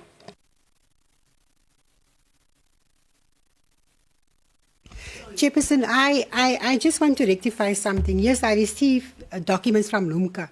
I know the process is running at the department. That's why I say I couldn't say anything. I didn't say anything. Like all the community members is coming to us with problems, the departments are also coming to us with problems. And then it's up to us to address it or not address it. So the member mustn't get it wrong. All that we are saying is that we know the minister must go overseas. We know that they are dollarized. We know all those things. But we said, like you were just saying earlier on, so things mustn't be taken out of context that we are against the minister going overseas. We are against what is happening. We are not against those things. It is happening. Procedures are happening within the department. We know it must happen, but we have to bring it forward because people are coming to us to say, this is how we feel about things. And we are doing it the same way we're doing with the community members. We are doing it. It's not like we are fighting the minister. We're not fighting anyone here. We want to have an organization that is running, the department that is running free. We're not here talking about ANC and DA and EFF when it comes to certain things. We are here as a portfolio, and we must address the things as a portfolio, no matter who is who. Chair. Thank you, Chairperson. Thank you, Honourable. Are you allowing follow-up so Murray. that we can also get in, Chair? Sorry? And I was asking if the Chair is allowing follow-up so that we can also get in. No, the Honourable Mnyai is already has his hand up for a follow-up. I'm standing here to profusely apologize to Honourable Member. I made a fundamental mistake, and I think I did not. It's an obligation for me, and respectfully apologize to Honourable Member. In that, that's what I wanted to say. So the rest of the processes, to me, I'm sharp. Thank you, Honourable Monyai. I will then go back to the Honourable Minister and for responses to what the members have said. Thank you. Thank you very much, Honourable Chairperson, and thank you to the honourable members for questions, concerns, as well as advices. I think we welcome all those. I'll give over to Acting DDG Corporate, Mr. Brokwe, to start giving some clarities where things are not so clear. Thank you, Chair. Thank you, Minister. Good day to the Chair and the members, honourable members of the committee. Chair, if you don't mind, I will link your last question to the question of Honourable Kobaza around the PA and the CV that was noted very late when the person was appointed as the Chief of Staff. Let me clarify there was nothing wrong actually with appointing her as a Chief of Staff, because she is already occupying a senior management service post, which is a director post. But what happened then when that appointment was effected, we noted that there were issues raised by corporate services when the person was appointed at the director level. So that's why it became a kind of conflated, because HR advised against the appointment of Ms. Mabichela as a PA, was at the time they were convinced that she did not meet the minimum requirements for the post. So hence we quickly reversed it and then dealt with it. The Public Service Commission as corporate services, then we said, no, let's take this thing to the Public Service Commission to investigate. But not only investigate the PA's appointment, for the Public Service Commission to investigate all appointments in the ministry, whether they were done fairly and in terms of the regulations. So in terms of the timelines, we received last week a confirmation from the Public Service Commission that they have received our request. They will be allocating someone to investigate the case, and when that person is allocated, then we'll discuss the timelines. Thanks, Chairperson. Then on the issue of Mr. Osborne Masilela, I guess in terms of the delegated authority, it is only the Chief of Staff who can appoint staff on behalf of the minister in the ministry for approval by the Director General. Maybe that arrangement was outside of corporate services. Thanks, Mr. Thomas. Then on the legal prescripts that allow secondments, transfers and secondments are allowed in the public service in terms of Section 14 and 15 of the Public Service Act, subsections 2, 3, and 4, where an employee of a department may be transferred or seconded within the department by the executive authority, which is the minister, or to another department by the two executive authorities. And then in terms of Section 15 of the Public Service Act, subsection 3A, provides that the minister of a department may second an employee to a department or an agency of that employment. So the reason why Ms. Simmons' secondment did not take long, remember we have a principle in the department that we don't absorb people who are in the ministry, in the department or in the agencies. Because remember, they are appointed through a special dispensation. They don't go through interviews like us. So hence we don't absorb them in the department. Then the DG matter. The DG matter took long because we only noted the discrepancy when we got a follow-up parliamentary question from the initial parliamentary question. So when we looked at the response that was provided, because we had to be provided by corporate services, so we provided that response. So there were discrepancies in the initial response and the second response. So we brought it to the attention of the minister that there is a discrepancy here, because in terms of the process at the authority, the cabinet appointed DG on a one-year contract. The first issue we discussed was that in terms of parliamentary question reply rules, is that you need to respond to each element of the parliamentary question. So in the initial parliamentary question, they did not respond to the first element of that parliamentary question that talked about the cabinet appointment. So we insisted that you need to respond to that first. So as we were responding to that first element of that parliamentary question, so then we noted that there is a discrepancy. Then we started looking at it and investigating it. Chairperson and members, what we have done since that discovery is that Minister directed me to look at the matter. So we looked for a legal opinion around the same matter. And then we looked at forensic investigation around the same matter. Because as well as we're looking at it legally, we realized that there are many people who are involved in that network of that mistake. So as we're seated here with Minister, we just activated our legal, because we have received back the legal opinion and parts of the forensic report. But that will need us to take time to look at it, because it involves now people at the Department of Public Service and Administration, and a number of personnel within our value chain within the department. So when we have looked at that and we are ready, Chairperson, we are open to share that legal opinion as well as the forensic report when we have determined what steps need to be taken going forward. I can tell you, Chair, that there are strong recommendations on those forensic report and the legal opinion. Hence, we need to have a thorough discussion.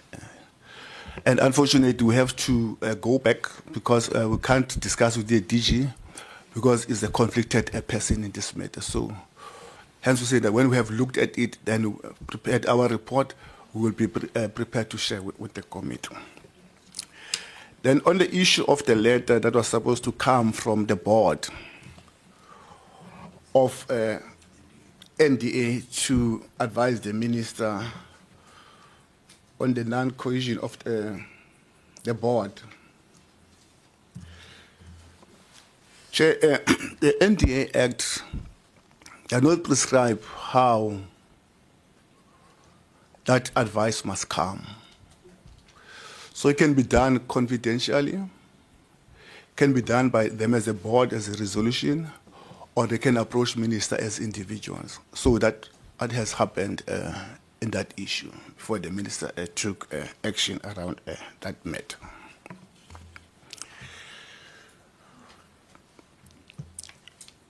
Then on the issue of the advisor,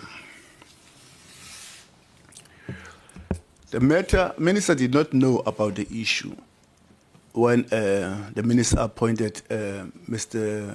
Ngwakukhatra as an advisor. The matter came very late to the department, and it was brought by one of the colleagues within the department to the attention of the minister. So then DG started the process of disciplinary hearing. So when we look thoroughly at that process, then said, no, let's look at a legal opinion. So then the legal opinion that minister was stipulating here advised that no, this person is not appointed as an employee of a department. They have a special dispensation they are appointed under. So we have since sought 3 legal opinions from internally and then 2 various legal opinions to talk to the issue. And all of them, they confirmed that minister has no jurisdiction over that matter. Not in terms of disciplinary process, but she still can take action against the advisor, whether on a moral basis or a legal basis, or looking at the complexities that are happening around the matter. So that's where we are at, Chair. So in the process of doing that, Minister advised us as corporate services that I've received submissions from the lawyers of Mr. Khala, talking about the abuse of the process. And in that process, we realized that not every fact around the matter was submitted to the department. So it needed a thorough investigation. Hence, we're saying that to the Department of Women, maybe you're in a better position before the minister takes a final decision, whether on legal basis or on moral or around the complexity and reputational damage this matter is causing, but give us all the facts. Hence, now, minister does not give us all the facts, because Mr. Khatla on his side has given us all the facts. Yes. So, Chair, we advise the minister that we understand, minister, that there's onslaught internal and in the media space, but we need to look at the thin separation around these issues, because they can possibly undermine the other processes and the disciplinary processes we're going to take here. So, Minister, it will be maybe in the best interest that you take your time, analyze these matters, so that when you take action, because you committed to transform this department and ensure that there's accountability at all levels. So we are of that view that we have your internal agents who might be running away from disciplinary processes and causing a storm around these issues. So minister need to tread carefully so that we follow the process. For instance, if we were to listen to the media space and other pressures, for instance, we'll have fired some of the officials a long time ago. But we have been advising minister that minister in this country, you need to follow the process. So if you follow the process on Miss Oliphant and you're patient with her, you can be as well be patient with your advisor. So balance that ground. Thank you, Chairperson. Thank you so much, Mr. Burukwe. So I just want to, so that the honourable members are on board with what will happen going forward. I want to confirm what you have said. So you are saying that these reports, or while these reports were presented to us today, there is a PSC process that is going on all the appointments. And you are saying that the Mr. Katla's matter has been sent back to the Department of Women, Youth and Persons with Disabilities, and you are awaiting that process to ensue or to be finalized, or I heard you mention, Mr. Burukwe, that there's Mr. Khatla has legal advice, has gone to legal people, and on the basis of that, what is going to happen? I need to know what I lost you while you were explaining what then is going to happen, because I'm assuming that Mr. Khatla is part of the PSC process, no? No, Chair, because he's not an employee. Or he's not an employee of the department, he's in the ministry. Okay, but the PSC process includes everybody else except him. Everybody else within the ministry? Yes. Except him. Okay. Okay. Right.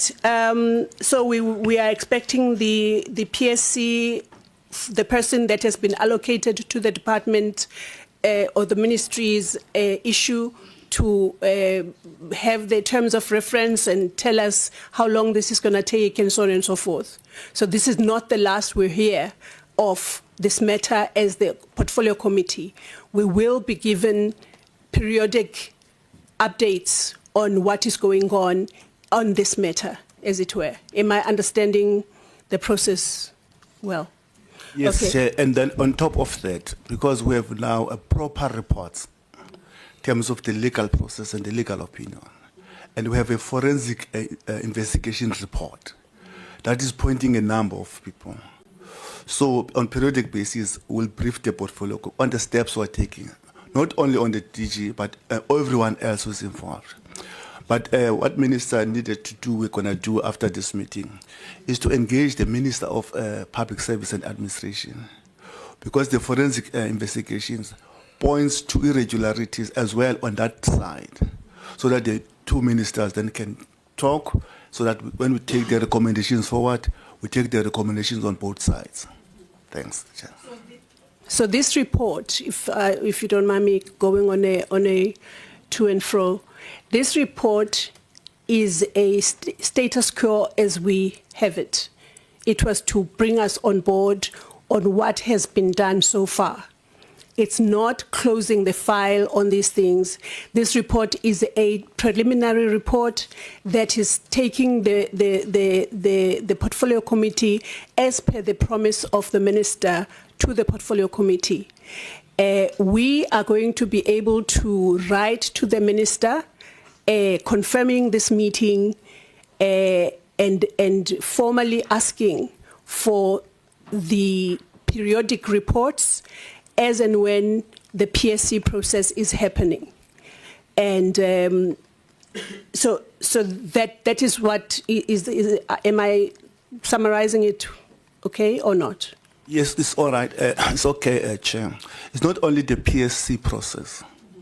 Remember, we have a legal firm we have employed to look at the forensic thing. So there are recommendations there. But all I can advise is that this is only the start. If they say the house is burning, I think we are facing a tsunami going forward. Thank you, Chair. Okay, I see that I shouldn't have said what I said because now the honourable members are not hearing me. I saw many hands, so you are alone now, Ms. Honourable Abrams. Go for it. Thank you, Chairperson. I have a point of clarity, though. So the PSC is going to investigate all the ministerial appointments, except Mr. Cutler, but the minister has 2 special advisors. So is the minister's second special advisor also going to be investigated by the PSC, the appointment of that?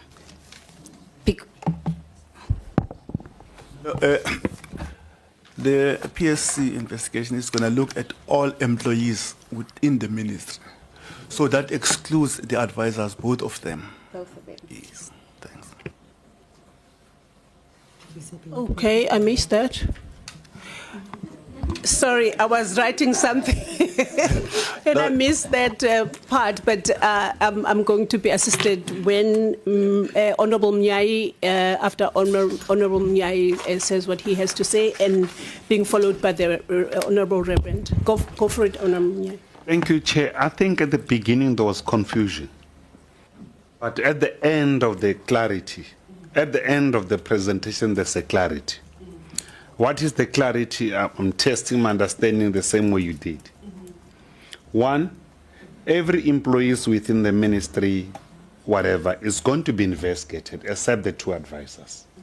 2, there's been legal opinions and forensic outcome of a particular investigation, which could be shared with you, Chair. I'm saying shared with you in the context that, you know, I don't want things to run around in the air, but I'm saying as the leader of this portfolio committee.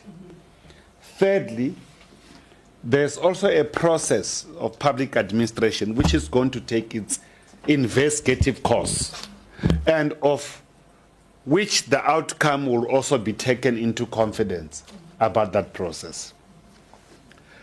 Lastly, and I'm sure I don't want to say that because there's certain concluded investigation, you know, as we're briefed now, and I think we can be briefed further on the course of action as advised. What course of action? Because if forensic investigation lead to me, it pointed me, it's forensic, it's you know, forensic, then there must be consequence management that we call for as we do to others. Like we're recommending from the previous report. So that process, it is satisfactory so far as I understand it, because there's a practical and urgent course of action to address issues that have been raised by Honourable Member and as clarified by the report. Thank you. Thank you, Honourable Munyai. Honourable Reverend Kobaza. Thank you, Chairperson. I think this is for you. The DG, Brugo said the DG that is conflicted into the forensic report. I'm then saying we are the portfolio committee, and why don't we do our own investigation or inquiry? I would have suggested that the Public Service Commission be us that is commissioning that to them for the terms of reference and everything. Because I think also, as we are here because of the minister's PA, the minister's chief of staff, the minister's advisor. I think also the minister is conflicted in this. So both of them, the DG and the minister, are conflicted. And the department decide that they go by themselves to find an independent investigator. Why can't it be us as a committee? I say that it must be us that does that. Honorable, are you taking notes? Honorable Mahato. Thank you, Chairperson. This is not our work. We must never take the work which is not ours. Please. Right now we are honorable member. We are on the side of oversight. So please, thank you very much. Okay, was there another honorable member? There wasn't. There was honorable member. Sorry, Chairperson, just maybe as a way of clarity and a way forward, can the committee staff maybe provide some procedural advice into this matter?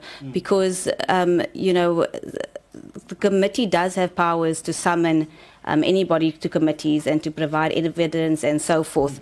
So I just do think that maybe we can get the procedural advice, not from the members of parliament who all have their own vested interests, but from the objective staff of the committee. Thank you.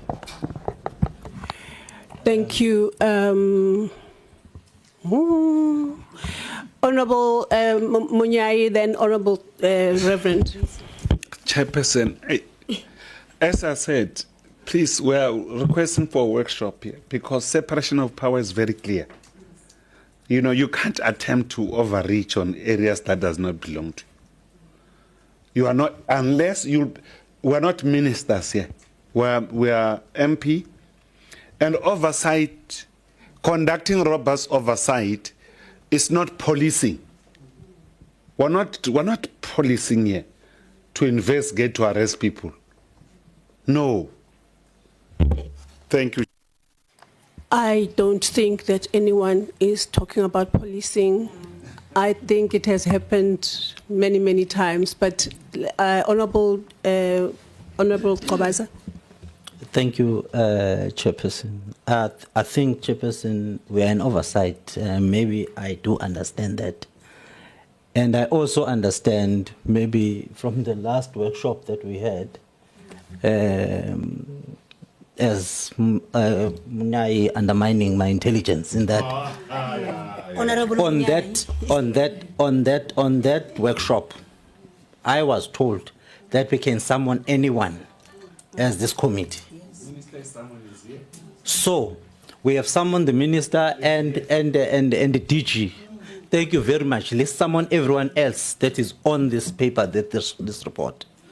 Why can't we do that? Then let's summon all of these people that are on the report to answer then. Thank you so much. Okay. Honorable, is it Honorable Burkwe? Sorry.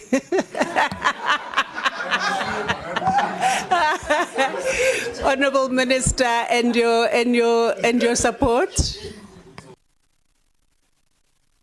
No, Miss, I'm not just coming, but I appreciate the proposal, but we just look at whether it does not border on interference on operations of administration. Thanks.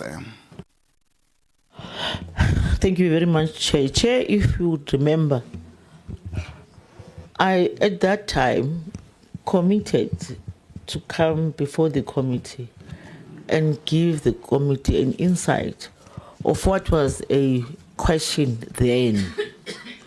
So to say I'm being someone, it will be really a serious distortion of facts, Chair, which I really would want to correct that.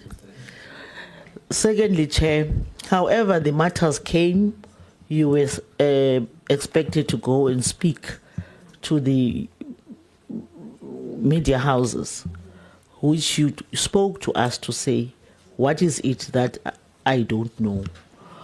Again, I committed to say, Chair, when we have concluded this process that we have just outlined, I'll come back to you and present myself on the facts on those matters.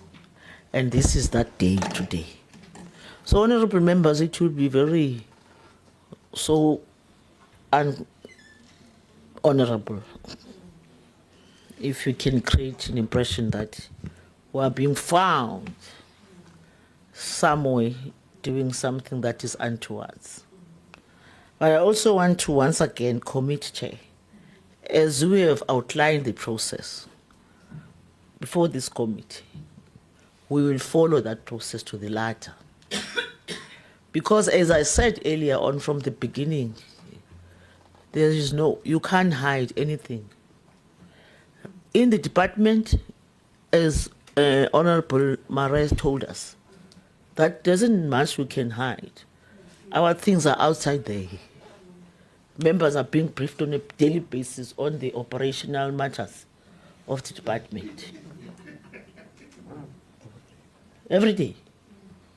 To an extent, Chair, it seeks to border to overreach, which I really would want humbly so to request the committee not to come closer there.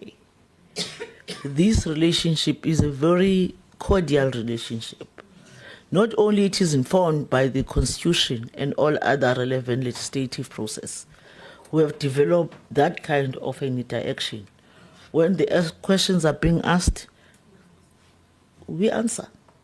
When the members are not satisfied, we come back to give more information, which is what we are committing today, to say the process will be as this that is going to unfold. You never knew that we got that far of getting to forensic investigation, other investigations, single-handedly, Chair. Because at the time, even now, we understood that there is no way that we can sit and idle whilst there's a situation where our Constitution is being undermined. And as a responsible government, we sit on our laurels and don't act where there's a need to, because some mishaps have happened. So, Chair, I really want to commit to say, before the honourable members get to where we say no, if we can be accepted like we've done, allow this process to unfold, we'll get the development like we've done now, and we'll brief you to the latter. If actions need to be done, Chair will come back and tell you that this is the action we took, because all that you are doing, as we have articulated today, it is not informed by emotions. It is informed by the legislative framework that governs the work that you are doing, and also talk more to vigorous oversight. But in the main, what we have been speaking about, consequence management. That's what we are doing, Chair. This is why, Chair, we say, DG, on the matter of your contract, you can't be the one that follows it. Because in this case, it is your contract. What we have done or not done, it does not make any difference. It is your contract. That's us that says that. We are not being told. It's not anything that has just been brought to us. So I want to emphasize this, Chair, to say, allow us to go back. Let's do what we've been doing. We'll bring this report as it unfolds until the last portion of this report. Chair, we are here every time to present ourselves for a vigorous oversight. And we want to appreciate that. To say there's no harm to ask difficult questions. In fact, it is only when difficult questions are being asked, when the people who are responsible, like myself, would have to take the committee into confidence. As the honourable member said, they are not here because they have got nothing to do. They are here because they represent their constituencies, which we respect most. So I want to assure you, Chair, to say, give us time for us to proceed. We are not going to get to who said what, who told which member what. We will still go back, Chair, and do what we are expected to do. Remember, other positions, people are vetted. When you are vetted, there are boundaries. If you skip the boundaries, there will be consequences. It's not us, it's the legislative framework that governs South African government. So we really want to thank you, Chair. I'm not sure if DG would want to come. We know, Chair, that you need a detail on the New York trip, which is not something that you can really dilly-dally about. We'll give that to an extent of where all this started. But indeed, we take your counselling, Chair, that says, do things in time. South Africans does not have this of reading about the 3 million that have been spent without understanding how it was spent, why it was spent, if any challenges, and this in this case, there are really dissatisfaction. How best are you going to avoid this kind of a situation? Which then your counselling says, do things in time, because we recognize the work that we're doing at the level of that international work that we're doing. I want to end here, Chair, to thank you and thank the honorable members and say, assist the department to shape the correct way. Hold hands with us, Chair, without undermining each other's role, so that you have got a DSD, like you are saying, and its entities that you'll be proud of. That will be my last humble request, Chair. Thank you very much. Thank you, Honourable Minister. There was a request. I don't know if it has been overtaken by the presentation by the Minister for the Office of the Portfolio Committee Secretariat to advise the members. Lindiwe?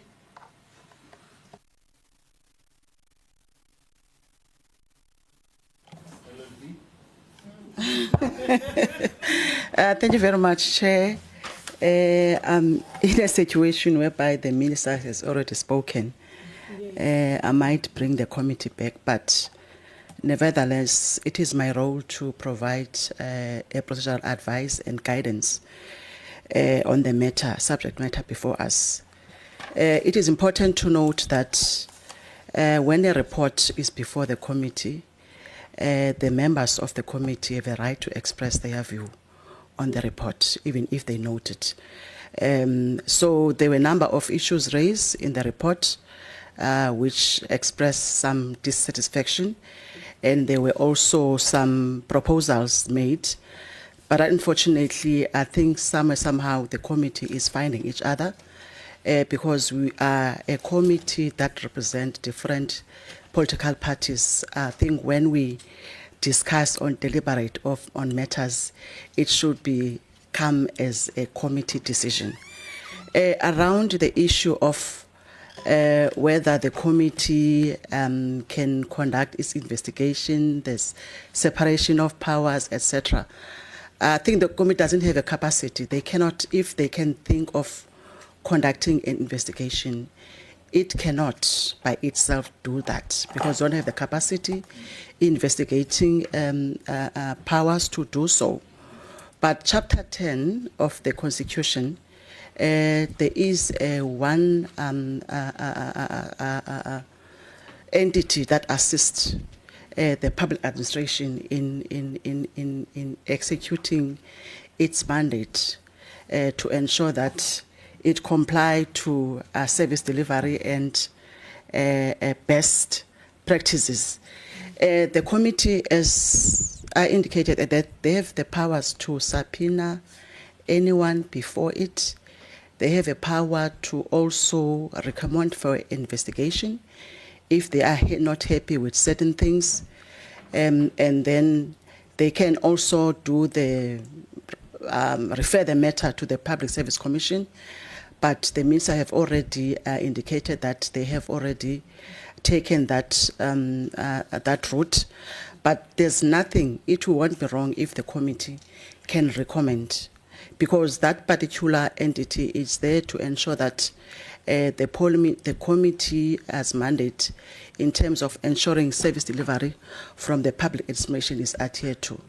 So now I think the committee needs to have a common decision whether they will allow the minister to continue with the investigation of the Public Service Commission, and maybe they can look at what is the scope of the investigation. If they are happy with it, they can also allow that process, or If they think that the terms of reference currently it's confined to the ministry, they are of the view that it needs to expand to ensure that there is proper service delivery, which might not hamper the service delivery of the department. So maybe they can have other engagement in the committee to find each other, and from my side, I can have further consultation, because there was also a proposal that there should be a legal opinion on the matter. So I'll plead with members just to reach a common understanding, and also see whether they need to conduct parallel investigation if they are not happy with the investigation from the minister's side. In terms of terms reference, maybe they can advise that you need to include this and that in the investigation, and have the timelines as to when the submission, as they indicated that as the department, they will submit the periodical reports. So maybe we can, in trying to find each other, maybe there should be an open process and transparent process in engaging with this issue, to ensure that both parties are in the common understanding that the challenges facing the department affects Parliament in terms of exercising its oversight function. So that is a discussion for the committee needs to take and decide on. I'll just, because I cannot make recommendations on behalf of the committee, just I can give a prefix, a view on the matters before it, and then they can take a decision as to what will be the best way to approach the issue at hand. Thank you very much. Thank you, Lindiwe, for that. I see that the Honourable Mnyai and then the Honourable Makhato had their hands up. Chair, the Secretary did not provide a conclusive advice, because there was a raider that says that I'm going to further consult. And we know that and I'm just saying that the second thing is that we have not even got the outcome of the Minister's Public Service Administration investigation. Only if we're not happy of what is there, because I would, and I think, Chair, it is important that this matter get deferred, so that we also go and also, remember there are also state law advisors here, So, but I'm saying that, it was not, I would propose that we defer this matter so that we have some further engagement, but we must wait the outcome of the minister investigations, and we must receive the forensic outcome and those opinions that Mr. Brupe would have talked about. Honourable Makhato. Mr. Munyai covered me. Then after the minister came to us, then we'll decide. Thank you very much. Honourable Abrams. Chairperson, I was initially also going to say maybe we can find ourselves, as per the proposal, maybe during our internal business, and release the minister and the department from discussing what the members feel like their next steps would be, because it might be a much longer discussion. But just to say, at the moment, we gave the department, the minister, an opportunity to come and present something to us. Already, what is going to PAC is inconclusive. It doesn't cover everything. So that's already a problem. I do not want to assume that when the minister and the department reports again, we are still not going to be satisfied, because there is a, how can I say this, PC, because the terms of reference that's going to PAC is not the scope of what the committee has asked for, because we've asked for certain details, and yet the department still comes back and leaves things out. So that is my one concern, that we will go through this entire long process, and at the end of it, we will still not be satisfied because we weren't the ones to maybe write to the PSC ourselves, PSC. So I would like to request that we maybe can discuss it further during our internal business. Thank you, Honourable Abrams. Honourable Munyai. Chairperson, some of the members already confirmed here that the staff has already approached them as a public representative. Therefore, there's undue influence already to honor. There will not be objectivity. So I'm saying that you already have some certain pezana here, and as we, no, please, can I please be allowed? And as we speak, some members are receiving messages on what to raise from the conflicted parties. What objectivity is around that? Names have been mentioned here. Who are those members that are receiving? Now I will list them in committee. Oh, okay. Yeah. Okay. Okay. Ms. Kwabaza. Okay. Honourable members. Okay. Honourable members. Honourable members. Honourable members. Honourable members. No, honourable members. I do take your I recognize you, but let me just say that now is the time where we close this meeting, the external business, and we remain for the internal business that we approved, we adopted earlier on to deal with the program, and there has been a proposal that we deal with other issues during that time. I believe that the minister and the department have told us what is going to happen from here. This was no way the last we hear of this matter, because obviously it is not conclusive. And so we have, and I want the Minister Wal and Mr. Brooker, while they are here, to correct me. But what I understand is that there is a process that has been referred to the PSC, and it includes all the ministry officials.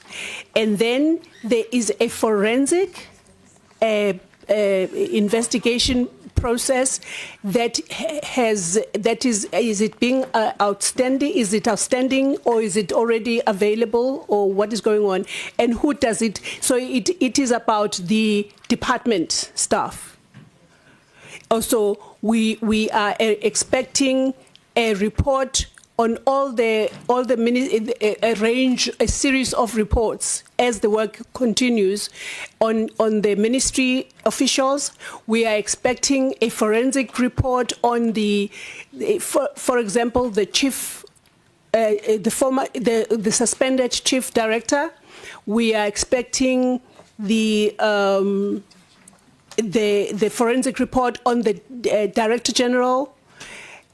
So everything else, whether ministry or department, is covered on the reports that this portfolio committee will receive as time goes on. I'm saying that because I am very scared for us to be treading on overreaching, and I will not be responsible for having overreached on matters of the department, because I'm not a minister. All of you can see that. You are the chair. So, and I rely also on the advice from the ladies that are flanking me, because they are both experienced and educated in these issues. So I want to say I am not cutting or closing what the honourable members still want to discuss about this matter, but I would like for us to agree to release the minister and the department so that we can do the internal business. And releasing you, honourable minister, is thanking you for having, made good to your word of undertaking to come to this committee and present as you have, and all the fielding of inquiries and comments and questions. It is highly appreciated. We will see one another as time goes on when we see reports from the PSC, from the forensic investigations, and so on and so forth.